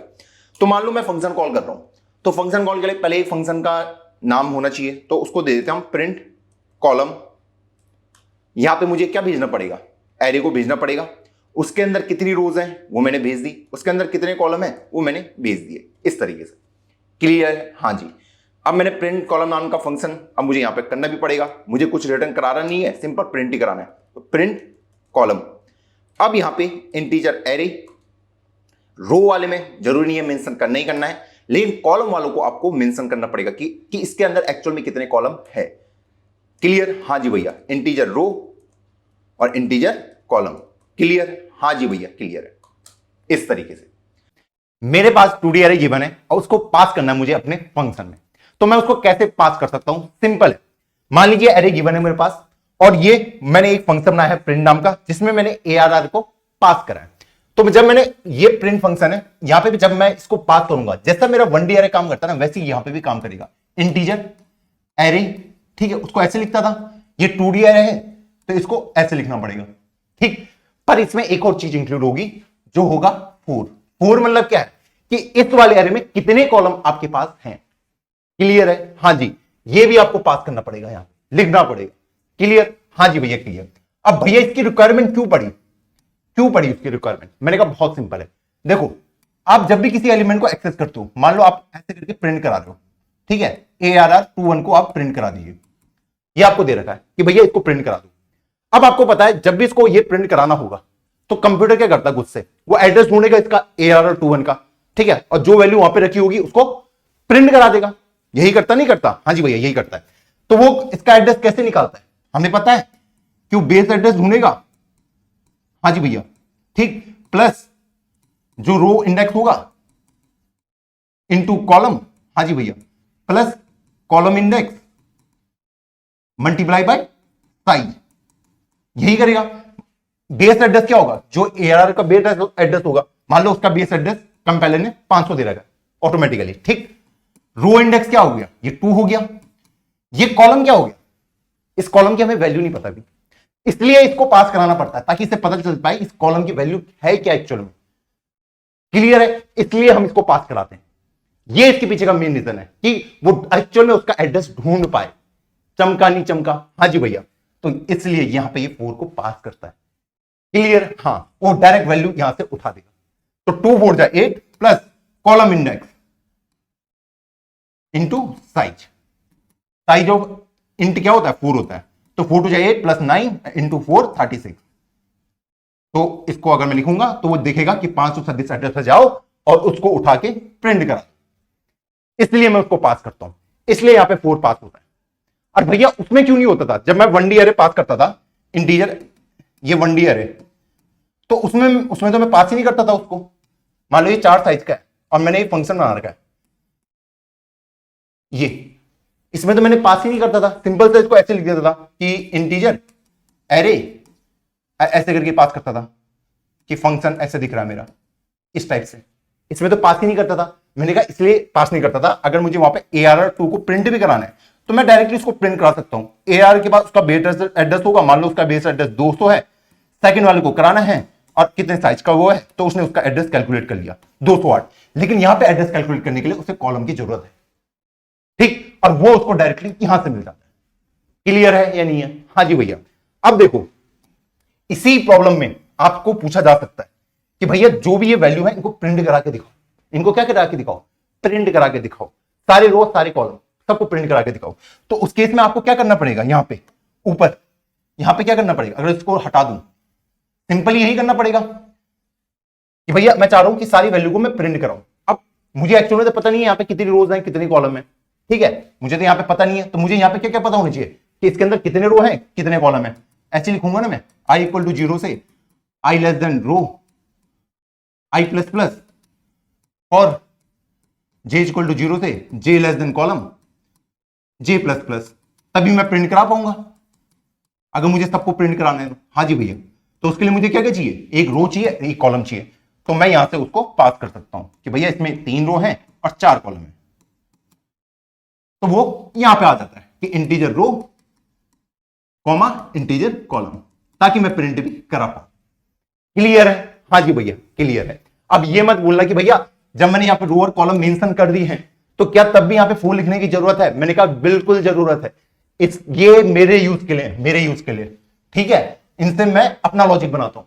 कंपाइलर को नहीं पता ये रो क्या है ये कॉलम क्या है, उसके लिए इस तरह ये वैल्यूज है, ये वेरिएबल का नाम कुछ और भी हो सकता है, ठीक है। लेकिन जब वो इसको एक्सेस करेगा, आपको किसी भी एलिमेंट को यहां पे एक्सेस करना है इससे ARRIJ से, जब भी वो इसको एक्सेस करने की कोशिश करेगा, ठीक है, तो वो सेम फॉर्मूला यूज करेगा और उसके हिसाब से अपना लॉजिक क्रिएट करेगा। क्लियर है? हाँ जी। तो चलो अपने क्वेश्चन में वापस चलते हैं। मुझे पता है मुझे कॉलम वाइज प्रिंट कराना है, बहुत सिंपल है। कॉलम वाइज कैसे प्रिंट करा सकता हूं कि फॉर क्या लिख सकता हूं, integer j is equal to कहां से 0 से लेके j less than column j plus plus, for integer i equal to 0 से i less than row i plus plus, और सी आउट कर दूंगा अपने किसको, एरे i j को। क्लियर है? हाँ जी भैया क्लियर है। इस तरीके से अब अगर मैं यहां पे इसको रन कराऊं तो देखते हैं हमारा आंसर क्या आता है। तो हमने देखा कि हमारा आंसर बिल्कुल सही आ रहा है। पहले उसने 1 से लेकर 12 तक प्रिंट कराया है, फिर उसने कॉलम वाइज भी प्रिंट कराई 1 5 9 2 6 10 3 7 11 4 8 12। तो हमने देखा कि अगर मुझे रो वाइज प्रिंट कराना है मैं वो भी कर सकता हूं, और अगर मुझे कॉलम वाइज प्रिंट कराने हो तो मैं वो भी करवा सकता हूं। ये j इक्वल टू 0 से लेके j लेस देन कॉलम, मतलब इतने कॉलम को मुझे प्रिंट कराना है और हर एक रो के अंदर मैं इटरेट करता गया। क्लियर? हाँ जी भैया। तो यहां पे मैंने सीख लिया कि मैं कॉलम को प्रिंट कैसे करवा सकता हूं। अब मैं चाह रहा हूं कि अगर यूजर को देना है find an element in our array, clear, एक एलिमेंट को मुझे अपने एरे में ढूंढना है, तो कैसे मैं ढूंढ सकता हूं, ठीक। तो मान लो यूजर ने बोला था कि x को ढूंढ कर दिखाओ, किसको, x को। तो मान लो इंटीजर x की वैल्यू में ले लेता हूं 7, और अगर x इसके अंदर प्रेजेंट हुआ तो मैं यस प्रिंट कराऊंगा वरना नो प्रिंट कराऊंगा। क्लियर है? हाँ जी भैया। तो इसको अभी कमेंट कर देते हैं, इसको हमें कराने की जरूरत नहीं है अभी, और इसको भी करने की जरूरत नहीं है। ओके, कमांड ये, हाँ जी, ये कमेंट डाउन हो गए। मुझे 7 को ढूंढना है किसके अंदर, अपने एरे के अंदर। अगर वो प्रेजेंट हुआ तो मैं यस प्रिंट कराऊंगा, नहीं तो नो प्रिंट कराऊंगा। तो for integer i equal to या फिर रो इक्वल टू 0 से रो लेस देन कहां तक 3 रो प्लस प्लस। क्लियर है? हाँ जी। For integer column equal to 0 से column less than 4 column plus plus. Clear? हाँ। कि if array of row column equal to किसके बराबर आ जाए, मेरे x के बराबर आ जाए, तो मैं क्या प्रिंट कर दूंगा, सी आउट यस, ठीक। और जैसे मैं यस प्रिंट कराऊंगा यहीं पे अपने फंक्शन को खत्म कर दूंगा, रिटर्न, यहीं से वापस हो जाओ। और अगर प्रेजेंट नहीं हुआ, मैंने पूरे लूप के अंदर प्रेजेंट नहीं हुआ, तो सी आउट करा दूंगा नो को कि प्रेजेंट नहीं है इसके आउटसाइड। क्लियर है? हाँ जी भैया क्लियर है। अब इसको रन कर देते हैं। तो इसने रिटर्न कर दिया non void function type integer, okay, इसे रिटर्न 0 कर देते हैं। लीजिए, हाँ जी, रन किया तो 7 इसके अंदर प्रेजेंट था, तो इसने 1 रिटर्न करके हमें दिया है। क्लियर है? हाँ जी भैया क्लियर है। मैंने देखा 7 इसके अंदर प्रेजेंट था, हमारे पास एरे ये था, इसके अंदर 7 प्रेजेंट था, तो इसने यस प्रिंट करा दिया और यहीं पे इसको खत्म कर दिया। मान लो अगर इसके अंदर 17 होता, मुझे पता 17 इसके अंदर प्रेजेंट नहीं है, तो आउटपुट में क्या देगा? नो, कि वो उसके अंदर प्रेजेंट नहीं है। उसने उसके अंदर पूरी तरीके से ढूंढा, उसको नहीं मिला, तो बाहर आके उसने नो को प्रिंट करा दिया। तो इस तरीके से मैं अगर मुझे कोई एलिमेंट सर्च करना हो तो मैं वो भी इजीली कर सकता हूं। चमक गया? हाँ जी भैया चमक गया। अब हमारी जो नेक्स्ट प्रॉब्लम है उसमें मुझे 2 मैट्रिक्स गिवन है, उनको मुझे ऐड करना है। 2 मैट्रिक्स गिवन है ऐसे करके, ठीक।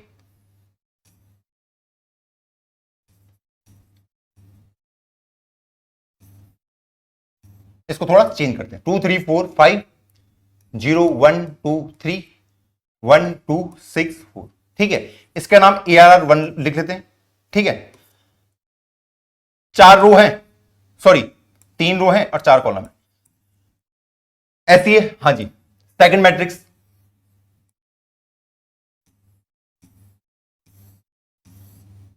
ऐसी ऐसी दिखेगी? नहीं नहीं नहीं, लास्ट वाला नहीं हुआ, ओके।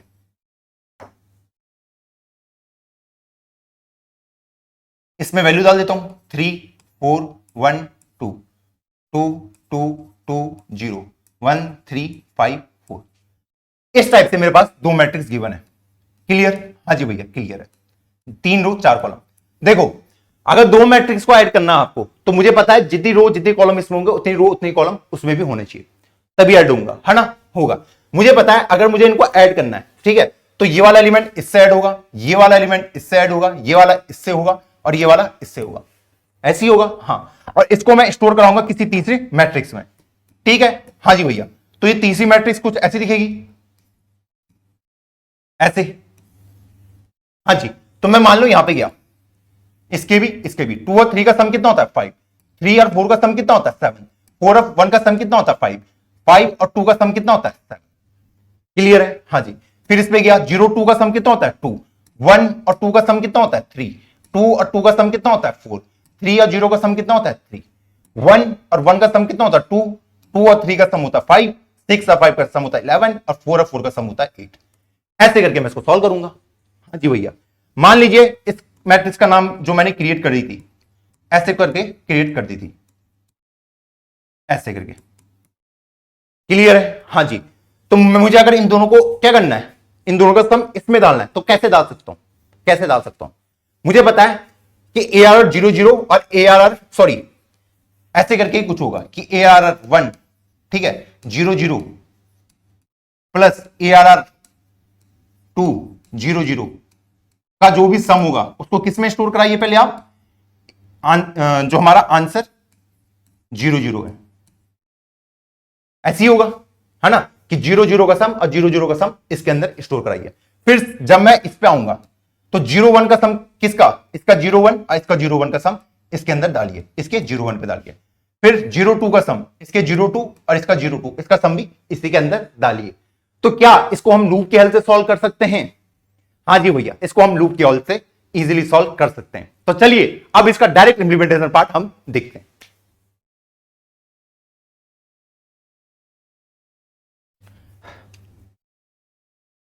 अब हमने इसका इंप्लीमेंटेशन पार्ट देख लिया है। इसकी टाइम कॉम्प्लेक्सिटी अगर मैं बात करूं तो इसकी टाइम कॉम्प्लेक्सिटी कितनी होने वाली है? कितनी होने वाली है? देखो, ये गिवन होगा रो, ये गिवन होगा कॉलम, ठीक। ये रो है, ये कॉलम है, ठीक। आप क्या करो, एक एक करके सब पे जा रहे हो, एक एक करके सब पे जा रहे हो, एक एक करके आप सब पे जा रहे हो। ये कर रहे थे कि मैं यहां पे गया तो इसका सम मैंने यहां लिख दिया, यहां पे गया इसका सम यहां पे लिख दिया, यहां पे गया इसका सम यहां पे लिख दिया। तो मैंने एक एक करके सारी रो और सारे कॉलम को देख लिया, ठीक। तो रो इनटू कॉलम मैंने स्टेप्स लिए टोटल, और यही इसकी टाइम कॉम्प्लेक्सिटी होने वाली है। क्लियर है? क्लियर है? हाँ जी भैया, टाइम कॉम्प्लेक्सिटी क्लियर है कि टोटल मैंने कितने स्टेप लिए, इसको भी एक्सेस किया, इसको भी किया, इसको भी किया, इसको भी, इसको भी, इसको भी, इसको भी, इसको भी। तो ये इसकी क्या हो जाएगी? टाइम कॉम्प्लेक्सिटी हो जाएगी। स्पेस कॉम्प्लेक्सिटी कितनी हो जाएगी? मैंने एक पूरा एक नया एरे क्रिएट किया, ठीक। तो ये एक्स्ट्रा स्पेस लेगा, हाँ जी, कितना लेगा भैया? रो इनटू कॉलम, ये इसकी स्पेस कॉम्प्लेक्सिटी हो जाएगी। टाइम और स्पेस दोनों हमने निकाल दिया। तो अगर चमक गया तो लिख दो भैया अच्छे से मुझे ये चीजें। अगर सेम प्रॉब्लम है, मुझे दो मैट्रिक्स को ऐड करना हो, तब मैं क्या करूंगा, दो मैट्रिक्स को मुझे ऐड करना है। तो मान लो पहला एरे मुझे दे रखा है, दूसरा एरे भी क्रिएट कर लेता हूं सेम साइज का, ठीक है। ये ARR1 इसको नाम दे देता हूं, दूसरे को ARR2 नाम दे देता हूं, 3x4 साइज का, ठीक। तभी एडिशन होगा, हाँ जी। तो इसके अंदर वैल्यू डालने शुरू कर दो, 0 1 3 4 6 7 10 11 41 18 9। तो आई थिंक 3 4 5 6 7 8 9 10 11 और 1 12 वैल्यूज उसके अंदर आ चुकी हैं। मुझे इन दोनों को ऐड करना है, ठीक है, और उसको स्टोर कराऊंगा किसी थर्ड एरे में। तो थर्ड एरे का नाम ले लेते हैं इंटीजर आंसर, ठीक। 3 रो 4 कॉलम, इसके अंदर मैं फाइनल उसको ऐड करके रखूंगा। क्लियर है, हाँ जी। अब मुझे उसको करना है, तो सबसे पहले इसको कमेंट डाउन कर लेते हैं, ये मुझे इसकी जरूरत है नहीं अभी, तो इसको कमेंट कर दिया। अब मैं उस पर आता हूं, चेक क्या करना है कि ऐड टू मैट्रिक्स, दो मैट्रिक्स को ऐड करके दिखाओ। तो मुझे पता है ये मिलिस बाएं हाथ का खेल है। For integer row is equal to 0 से row less than 3 row plus plus, हाँ जी भैया। For integer column equal to 0 से column less than 4 column plus plus, हाँ जी भैया। सिंपल मुझे ये करना है कि आंसर ऑफ रो और कॉलम में किसका आंसर आना चाहिए, दोनों को ऐड करके जो भी आएगा, एरे 1 और एरे 2 के अंदर जो भी वैल्यू है। तो ये मैंने लिख दिया, प्लस एरे 2 रो और कॉलम।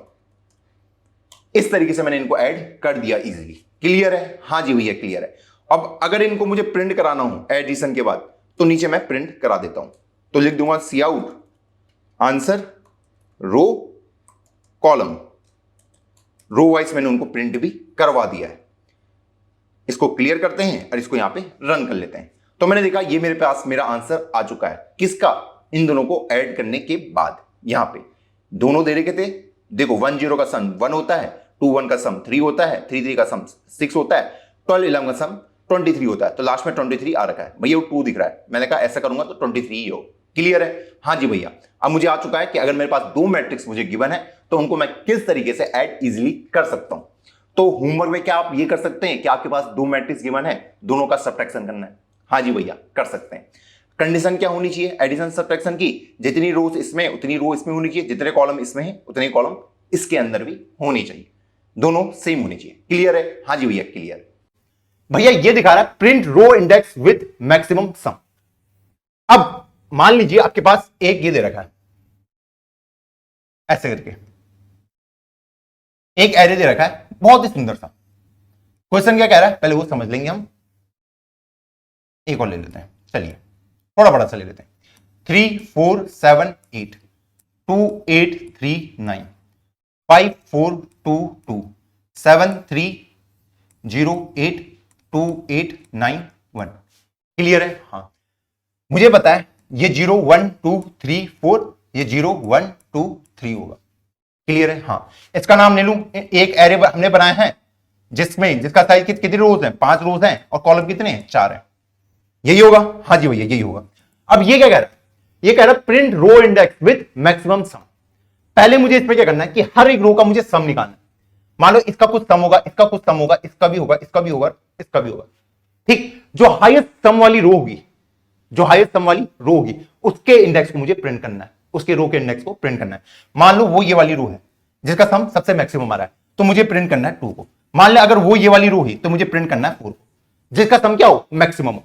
तो मैं सम कैसे निकाल सकता हूं, मेरे पास सिंपल है, मैं यहां पे जाऊंगा 3 4 7 8 को ऐड करूंगा। 3 4 7 7 7 14 8 22, मुझे पता है इसका आंसर 22 आया। 2 8 10 13 9 22, ओके। 5 4 9 10 11 12 13, ओके। 7 3 10 और 8 18, ओके। 8 2 10 19 और 1 20। तो यहां पे मेरे पास दो रो आ गई है जिनका सम सेम आ रहा है। तो इसको थोड़ा डिफरेंशिएट करने के लिए यहां पे 8 की जगह 18 कर देते हैं, मुझे पता है इसका सम 32 आ जाएगा। क्लियर है, हाँ। ये मान लेंगे कि सबका सम सेम नहीं आएगा, या जूम कर लेते हैं अभी के लिए। तो मुझे दिख रहा है कि यहां पे सबसे मैक्सिमम सम वाला यही है, हाँ। तो इसी वाले के इंडेक्स को मुझे प्रिंट कराना है, 0 को मुझे प्रिंट कराना है। ये मुझे प्रॉब्लम में दिया गया है। तो इसको कैसे करूंगा, कैसे करूंगा? अब देखो इसको कैसे कर सकते हैं। मैं फर्स्ट रो पे जाऊंगा, फर्स्ट रो पे जाऊंगा और जितने कॉलम उसमें थे उन सब का सम लिख दूंगा। ठीक, वो सम कुछ आएगा, ठीक है, उसे नोट डाउन कर लूंगा।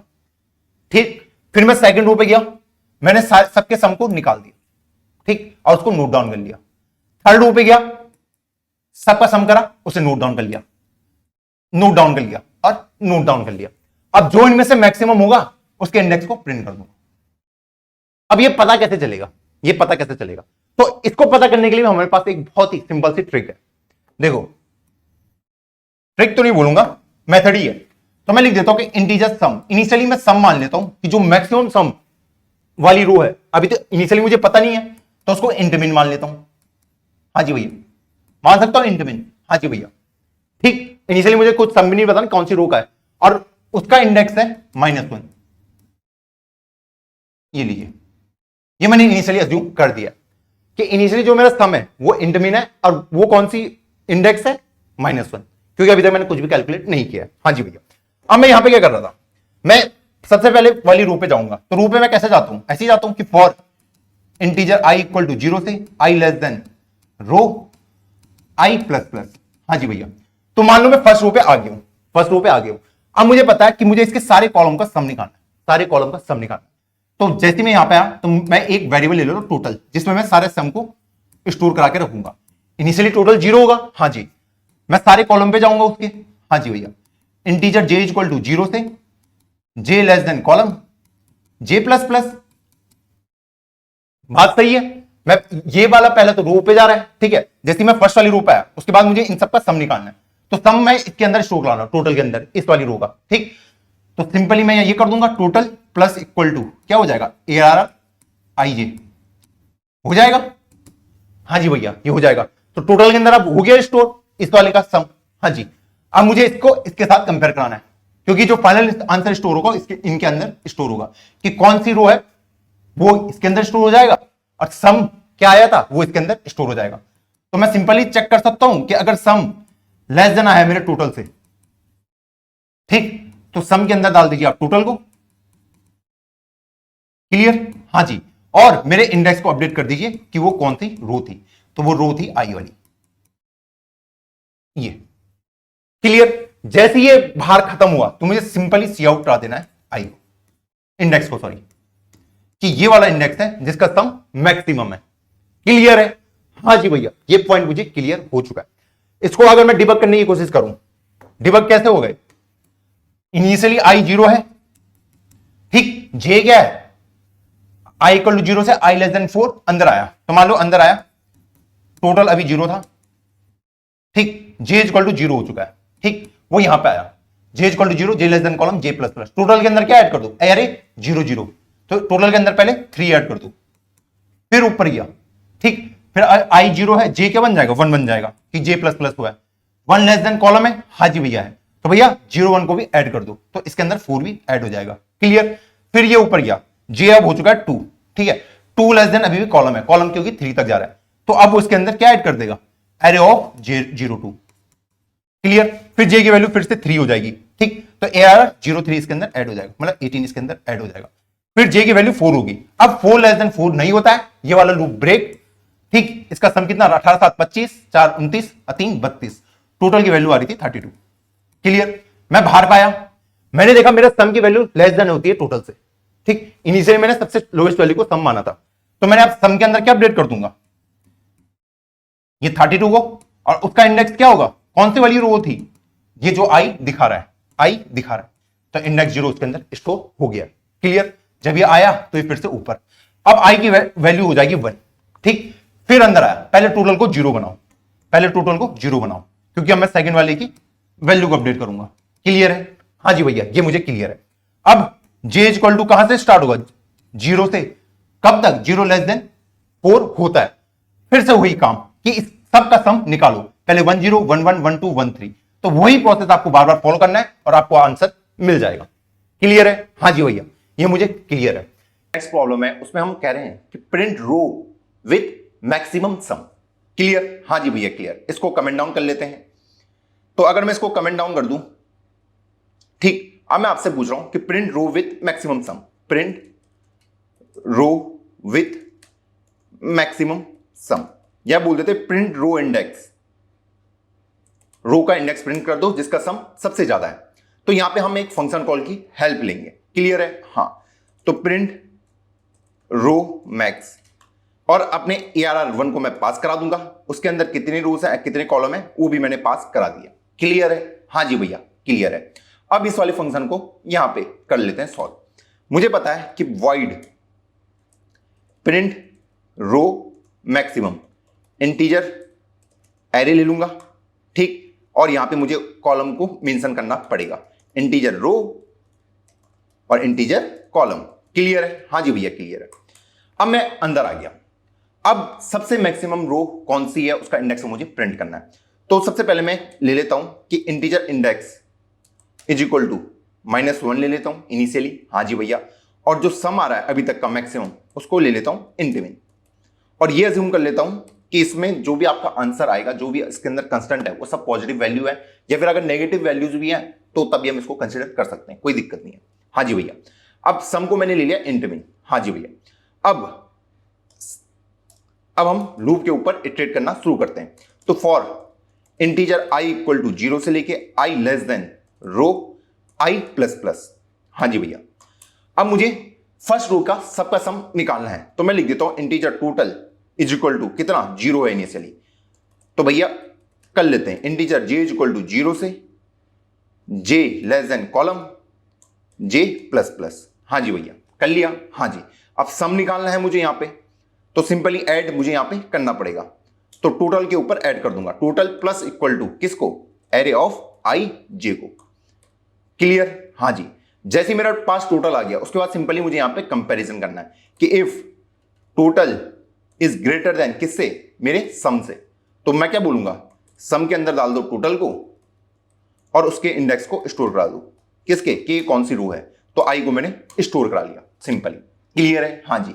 ये सम क्या स्टोर कर रहा है, मैक्सिमम सम ऑफ अ रो, ठीक, ये इंडेक्स दिखाएगा कौन सी वो रो है, ये यहां पे मैंने सॉल्व कर दिया। जैसे ये बाहर आएगा तो मैं सी आउट क्या करा दूंगा, आई को प्रिंट करा दूंगा, इंडेक्स को मैं सिंपली प्रिंट करा दूंगा इस तरीके से। इसको हटाते हैं और अपने उसको रन करते हैं, तो इसको अगर मैंने रन करूंगा तो देखते हैं हमारा आंसर क्या आएगा।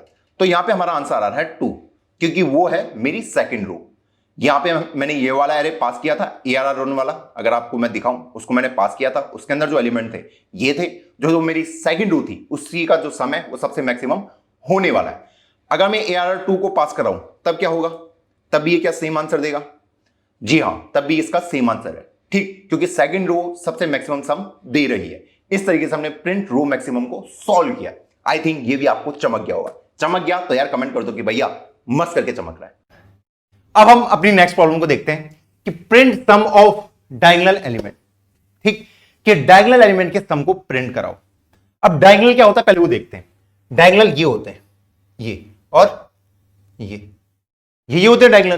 तो एक जो अगर आपको ये दे रखा है, एक मैट्रिक्स दे रही है, तो उसमें डायगोनल ये होते हैं, ये वाले और ये वाले, हाँ जी। लेकिन आप ये चीजें कौन सी वाली मैट्रिक्स पे अप्लाई कर सकते हो, सिर्फ उस पे ही जिसके रो और कॉलम क्या होते हैं, equal, row equal to column के बराबर होने चाहिए, उसी में आप ये चीजें कर सकते हैं, क्लियर है? हाँ जी भैया, भैया उसी पे क्यों कर सकते हैं, मैंने कहा सिंपल सा रीजन है, ये मान लीजिए आपकी एक मैट्रिक्स है, ठीक है, मैं बोल रहा हूं इसमें डायगोनल एलिमेंट प्रिंट करो, तो इसका कोई डायगोनल हो सकता है, यहां तो कुछ हो गई, क्लियर है? हाँ जी, वो उसी पे हो सकता है जिसमें रो और कॉलम क्या होते हैं, बराबर होते हैं। तो मुझे पता है डायगोनल है 5 2 2 और 2, इनका सम इतना होता है, और दूसरा हो जाता है 9 8 3 2, इसका सम कितना हो रहा है, 9 2 11 12 13 5 18, इसका कितना हो रहा है, 9 8 17 3 20 2 22। तो मुझे बताना है फर्स्ट डायगोनल का सम इतना है और सेकंड डायगोनल का सम इतना है, ये मुझे प्रिंट कराना है कि फर्स्ट डायगोनल का सम 18 है, सेकंड का सम 22 है, ये मुझे क्या कराना है, प्रिंट। कंडीशन होगी रो के बराबर क्या होना चाहिए, कॉलम, मतलब इसको आप स्क्वायर मैट्रिक्स कह सकते हैं या फिर स्क्वायर एरे कह सकते हैं, जिसमें जितनी रो होता है उतनी मेरी क्या होती है, कॉलम होती है। अब इसको कैसे प्रिंट कर सकते हैं, अगर मैं आपको विजुअलाइज करने के लिए बोलूं, देखो मुझे पता है मुझे 0 0, ठीक, 1 1 1 सॉरी 2 2 और 3 3, यही करना है। कि 0 0 1 1 2 2 और 3 3 इनका सम करना है। हाँ जी। और दूसरा कि 0 3 0 सॉरी 1 2 हाँ जी 2 1 हाँ जी और ये लास्ट में 3 0 इन सबका सम करना है। तो पहले मैं फर्स्ट डायगोनल को ढूंढने की कोशिश करता हूं। फर्स्ट डायगोनल को कैसे ढूंढ सकते हैं? 0 0 1 1 2 2 3 3 इनका मुझे क्या करना है? सम करना है। बस मुझे ये देखना कि ये वैल्यू कहां तक बढ़ रही है। मुझे पता है स्टार्टिंग मैं 0 से करूंगा, कहां तक जाऊंगा? 3 3 तक जाऊंगा। तो ये एंड कहां पे हो रहा है? मुझे पता है इसमें रो और कॉलम दोनों क्या है? बराबर ही है। ठीक, अगर इसमें ये मैट्रिक्स अगर 4 की हुई 4 इंटू 4 की हुई, ठीक है, तो मुझे कहां तक जाना था? 3 तक जाना था। अगर 5 की होती 5 इंटू 5 की, तो मुझे कहां तक जाना पड़ता? 0 0 1 1 2 2 3 3 4 4 तक जाना पड़ता, नहीं जाना पड़ता? हाँ जी। तो मैंने कहा इसको मैं इजीली सॉल्व कर सकता हूं। एक क्या करना आपको, एक वेरिएबल ले लो, इंटीजर फर्स्ट ले सकता हूं। हाँ जी भैया, इनिशियली सम क्या है उसका? 0 है। मुझे पता है यहां से मुझे 0 0 1 1 2 2 3 3 ये मुझे करना है। तो सिंपल काम करना है मुझे, कोई रॉकेट साइंस नहीं है। I equal to 0, i less than कहां तक? 4 तक, आई प्लस प्लस। क्लियर है? हाँ जी भैया। तो भैया मुझे फर्स्ट के अंदर सिर्फ ऐड करना है किसको? प्लस इक्वल टू लिख सकता हूं अगर इसका नाम ए आर आर हुआ, ए आर आर आई आई, क्योंकि दोनों क्या है? सेम ही है। पहले आई 0 0 हुआ, फिर 1 1 हुआ, फिर 2 2 हुआ, फिर 3 3 हुआ। और इसको अगर थोड़े और सिंप्लीफाई वे में लिखना है तो भैया इसके आगे लिख दो रो। क्लियर है? हाँ जी भैया, ये मुझे क्लियर है। ये तो मैं सम करके निकाल दूंगा, क्योंकि 0 0 1 1 2 2 3 3। अगर मैं इसकी बात करूं, ये 0 3 1 2 2 1 और 3 0, इसका कैसे लिखूंगा?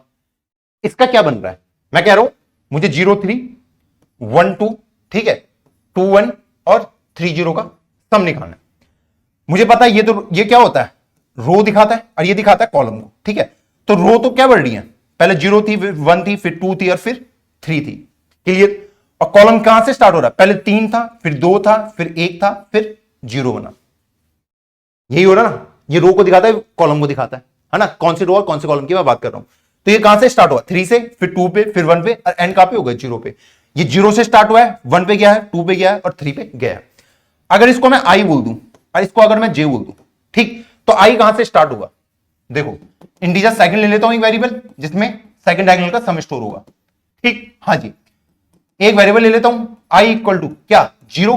मुझे पता 0 से स्टार्ट हो रहा है और जे कहां से स्टार्ट हो रहा है? 3 से। 3 मतलब क्या है? 3 मतलब क्या है? कॉलम ही तो दिखा रहा हूं। हाँ जी भैया, तो कॉलम -1। क्लियर है? बोल सकता हूं अगर 4 साइज का कॉलम है, 4 साइज का कॉलम है तो 4 - 1 वो 3 हो जाएगा। क्लियर है? हाँ जी, ये ऐसे मैंने देख लिया। मुझे पता है आई को मुझे इंक्रीज कराना है हर इटरेशन में और जे को मुझे डिक्रीज कराना है हर इटरेशन में। यही हो रहा है कि आई एक एक करके बढ़ रहा है और जे एक एक करके घट रहा है। ये प्रोसेस कब तक फॉलो हो रही है? जब तक जे मेरा 0 ना हो जाए। जे कब तक क्या ना हो जाए? 0 ना हो जाए। तो मैंने कंडीशन बना ली कि वाई ये जे जब तक ग्रेटर देन इक्वल टू है 0 से, तो मुझे क्या करना है? जो अपने सेकंड में ऐड कर दो, किसको?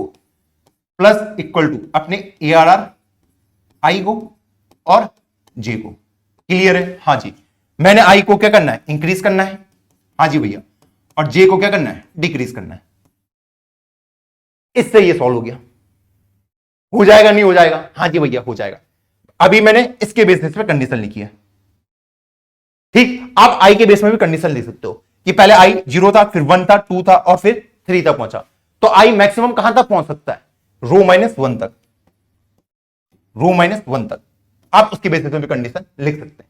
कैसे भी आप कंडीशन लिख सकते हैं, आपका आंसर सेम आएगा। ये चमका? हाँ जी भैया, ये मुझे चमका। इसके टाइम कॉम्प्लेक्सिटी भी वही हो जाएगी। इसके टाइम कॉम्प्लेक्सिटी कितनी होगी? मेरे को एरे गिवन था, ठीक, मैंने सिर्फ इसके इनको इनको इनको एक्सेस किया। क्लियर है? तो मैंने 1 2 3 4 एलिमेंट ये हो गए और 4 एलिमेंट ये हो गए। ठीक, तो मैं बोल सकता हूं कि इसके कितने डायगोनल रहे होंगे? कितने डायगोनल दिख रहे हैं आपको? अगर 4 इंटू 4 का ये था तो 4 ही डायगोनल थे, 1 2 3 4। ठीक, और एक बार मैंने इसके लिए किया। ठीक, 4 इसके लिए, 4 इसके लिए। 4 क्या था? रो था, ये भी रो ही था, या फिर कॉलम भी बोलो, क्योंकि रो कॉलम इससे दोनों सेम ही है। तो लिख सकता हूं ऑर्डर ऑफ 2 रो के बराबर, मतलब ऑर्डर ऑफ रो के बराबर। इसके टाइम कॉम्प्लेक्सिटी हो जाएगी। हाँ जी भैया, हो जाएगी, क्योंकि मैंने सिर्फ इसके इनको एक्सेस किया, ऐसे करके एक्सेस नहीं किया, सिर्फ डायगोनल वालों को एक्सेस किया। चमका या नहीं चमका? हाँ जी भैया, चमका। स्पेस कॉम्प्लेक्सिटी ऑर्डर ऑफ 1 हो जाएगी, क्योंकि कोई भी एक्स्ट्रा एरे मैंने क्रिएट नहीं किया है इसके अलावा जो मुझे गिवन था। हाँ जी भैया, तो चलो चलते इसके कोड पार्ट पे। अब जो हमारी नेक्स्ट प्रॉब्लम है उसमें हमें क्या करना है कि print sum of diagonal element, कि फर्स्ट डायगोनल का सम और सेकंड डायगोनल का सम दोनों को मुझे प्रिंट करवाना है सिंपली। तो भाई उसके लिए हम यहां पे लिख देते हैं प्रिंट डायगोनल सम। क्लियर है? हाँ जी भैया क्लियर है। अब जब आप डायगोनल वालों का सम प्रिंट करवा रहे हो तो भैया यहां पे सबसे पहले मैं एक एरे क्रिएट करूंगा, इंटीजर मैट्रिक्स, ठीक है। उसमें हम 4 रो 4 कॉलम रखते हैं और इसके अंदर वैल्यूज को डाल देते हैं कि 1 2 3 4 5, ये ज्यादा हो जाएगा, 3 3 कर लेते हैं, 3 रो 3 कॉलम, 6 7 8 और 9। क्लियर है? हाँ जी। तो मुझे इनके डायगोनल को प्रिंट करवाना है, मतलब इनके सम को मुझे प्रिंट करवाना है कि फर्स्ट डायगोनल का सम कितना है और सेकंड डायगोनल का सम कितना है। तो इसके लिए एक फंक्शन कॉल लगा देते हैं कि प्रिंट सम डायगोनल इतना। क्लियर है? मैं मैट्रिक्स को पास कर दूंगा, हाँ जी, कितनी रोज हैं उसके अंदर वो भी पास कर दिया, कितने कॉलम है वो भी पास कर दिया। हाँ जी भैया। अब मैं यहां पे आ जाता हूं कि वाइल सबसे पहले प्रिंट सम डायगोनल, जो फंक्शन का नाम था वो मैंने लिख दिया, इंटीजर मैट्रिक्स और उसके अंदर कितने कॉलम है वो मैंने यहां पे लिख दिया। तो इंटीजर रो और इंटीजर कॉलम। क्लियर है? हाँ जी भैया क्लियर है। इस तरीके से, हाँ अभी अच्छे से विजिबल होगा। हाँ जी भैया ये मुझे क्लियर हो चुका है। अब सबसे पहले मुझे क्या करना है कि इंटीजर फर्स्ट के अंदर मैं फर्स्ट वाले डायगोनल का सम रखूंगा, इनिशियली वो 0 है। इंटीजर सेकंड, ये सेकंड वाले डायगोनल का सम रखेगा इस तरीके से। क्लियर? हाँ। तो पहले फर्स्ट डायगोनल का सम निकाल लेते हैं, फर्स्ट डायगोनल सम। क्लियर है? हाँ जी भैया। तो मुझे यहां पे एक वेरिएबल बनाना पड़ेगा, इंटीजर i इक्वल टू 0, ठीक। तो मेरा i इक्वल टू 0 से ये पूरा सॉल्व हो सकता है क्योंकि 0 0 1 1 2 2 3 3 इन्हीं का सम मुझे निकालना है। तो भैया यहां पे मुझे सिंपल क्या करना है कि वाइल जब तक i मेरा लेस देन है किससे, मेरे रो से, तब तक मुझे ये काम करते जाना है। क्लियर? हाँ। तो मैं फर्स्ट के अंदर सबको ऐड कर दूंगा कि फर्स्ट प्लस इक्वल टू क्या कर दूंगा कि भाई मैट्रिक्स i। क्लियर है? हाँ जी भैया ये मुझे क्लियर है। तो इससे मुझे मेरे फर्स्ट डायगोनल का सम मिल जाएगा और i को 1 से इंक्रीज भी करता जाऊंगा। फर्स्ट डायगोनल का हम सम निकाल चुके हैं, अब हमें निकालना है सेकंड डायगोनल का सम, ठीक। कि सेकंड डायगोनल का सम क्या होगा। क्लियर? हाँ जी। मुझे पता है सेकंड डायगोनल कहां से स्टार्ट होगा मेरा, मुझे पता है कि फर्स्ट रो का लास्ट वाला जो इंडेक्स होगा वहां से वो स्टार्ट होगा, मतलब राइट मोस्ट से। तो वहां पे मेरा i क्या रहेगा, 0 रहेगा, और जो मेरा इंटीजर j रहेगा वो कितना रहेगा, मतलब जो कॉलम होगा कॉलम -1 के बराबर। क्लियर है? हाँ जी भैया। तो मैंने कहा यहां से मैं स्टार्ट कर देता हूं कि वाइल कब से, जब तक मेरे j की value greater than equal to हो 0 के बराबर, तब तक मुझे ये काम करते रहना है। क्लियर है? हाँ जी भैया क्लियर है। तो मैं सेकंड में क्या ऐड कर दूंगा, plus equal to matrix of i j। जैसे ही मैंने ऐड करा उसके बाद मुझे नेक्स्ट वाली रो पे जाना है i प्लस प्लस, और अपने इंडेक्स को और सॉरी अपने कॉलम को 1 से कम करना है। ये मैंने यहां पे कर लिया, और जैसे ही मैंने ये सारा काम कर लिया तो उसके बाद मुझे सिंपली प्रिंट कराना है अपने फर्स्ट और अपने सेकंड को। बस इस तरीके से अपने फर्स्ट और अपने सेकंड को प्रिंट करवा सकता हूं। इसको अगर मैं रन करूं तो अच्छा, पहले इसने यहां पे एक एरर मारा है, अच्छा मैं इसको ऐसे नहीं लिख सकता, इसको नेक्स्ट लाइन पे मैं जाके लिख सकता हूं। अब इसको रन करते हैं तो हमारा आंसर हमारे पास आ चुका है। आंसर आ रहा है मेरे पास 15 और 15, ठीक। तो मैंने देखा मेरे पास कौन सी मैट्रिक्स मैंने पास करी थी, 1 2 3 4 5 6 7 8 9 वाली, ठीक है। तो जो इसका हमारा सम आ रहा था वो कितना आ रहा है, वो आ रहा है अपना 15। फर्स्ट डायगोनल का भी और सेकंड डायगोनल का भी, दोनों का सम सेम आ रहा है। चमक गया? हाँ जी भैया चमक गया। अगर ये चमक गया तो कमेंट कर दो कि भैया अच्छे से मुझे सब कुछ चमक रहा है, और आप जीत चुके हैं 1 करोड़ रुपए। अब आज की हमारी लास्ट प्रॉब्लम है reverse each row of matrix, ठीक। हर एक रो की मैट्रिक्स को रिवर्स कर दो। रिवर्स करने का मतलब क्या है कि यहां पे अगर 2 3 4 5 है तो ये होना चाहिए 5 4 3 2, तो मतलब ये कुछ ऐसा दिखना चाहिए। इसके साइज को थोड़ा सा कम कर लेते हैं, ओके नहीं होगा साइज कम, तो मतलब इसको एक काम करते हैं, इसको ऐसे ही रहने देता हूं, इसको मतलब मुझे ऐसे कन्वर्ट करके देखना है।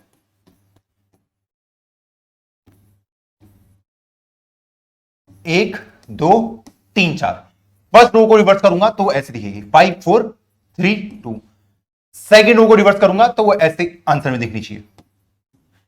इसको करूंगा तो ये ऐसे दिखनी चाहिए।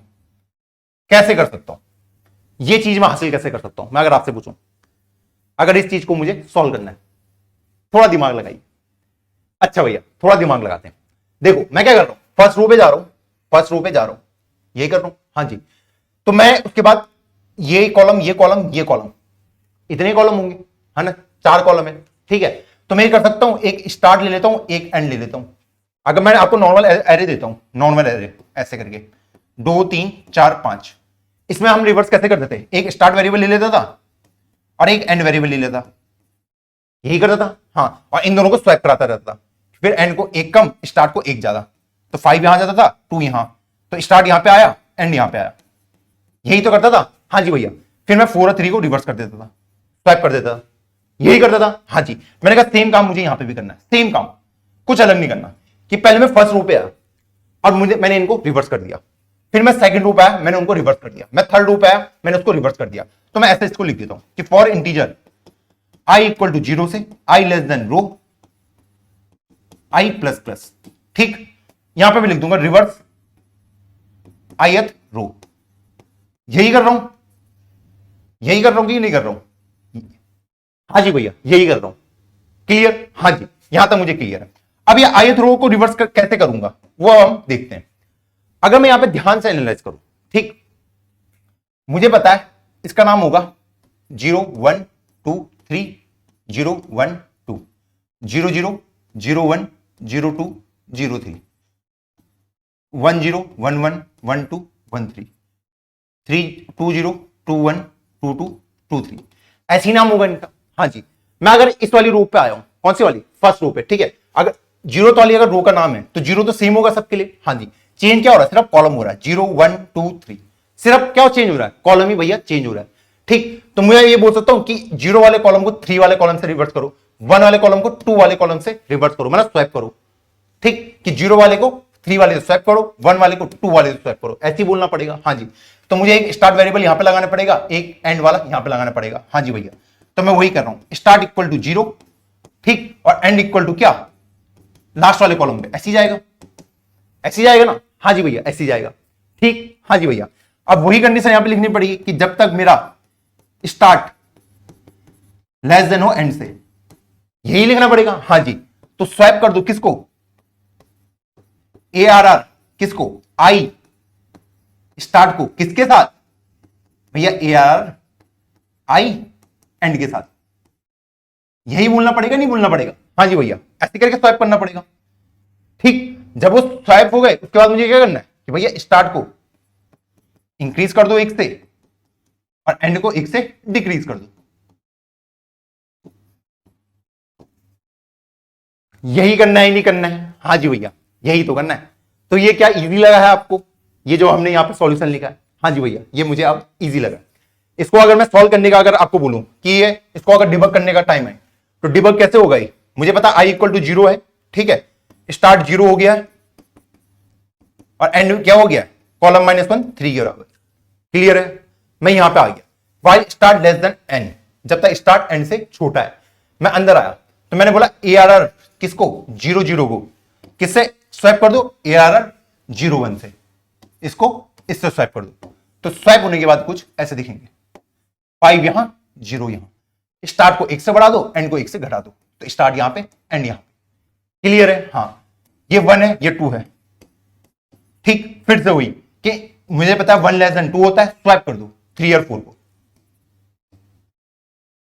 तो 4 यहां पे 3 यहां पे। क्लियर है? हाँ जी, फिर स्टार्ट को 1 से बढ़ा दो, एंड को 1 से घटा दो।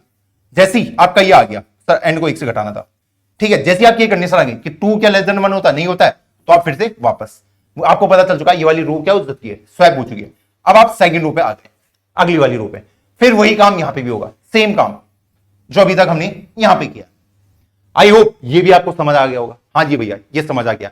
इसकी आपको टाइम कॉम्प्लेक्सिटी खुद निकालनी है, इसकी स्पेस कॉम्प्लेक्सिटी क्या होगी वो भी आपको खुद से निकालनी है, और इसके अलावा आपको मैं कुछ कोड होमवर्क में भी दूंगा, उनको आपको सॉल्व करना है। इजी इजी होंगे, फटाफट उनको सॉल्व करो ताकि आपको पता चल पाए कि भैया एरे को मैं ट्रैवर्स कैसे कर सकता हूं। क्लियर है? हाँ जी भैया क्लियर है। तो अगर आज का लेक्चर आपको बहुत बढ़िया से चमका है तो भैया लिख दो भैया चमका है, और नेक्स्ट क्लास में भैया अब हम 2D एरे को और हाई लेवल पे सीखेंगे, वेक्टर के बारे में भी सीखेंगे कि वेक्टर कैसे यूज होता है हमारे 2D एरे में, सब कुछ इन डिटेल समझेंगे। तो मिलता हूं आपको कल की वीडियो में, तब तक के लिए जय हिंद जय भारत।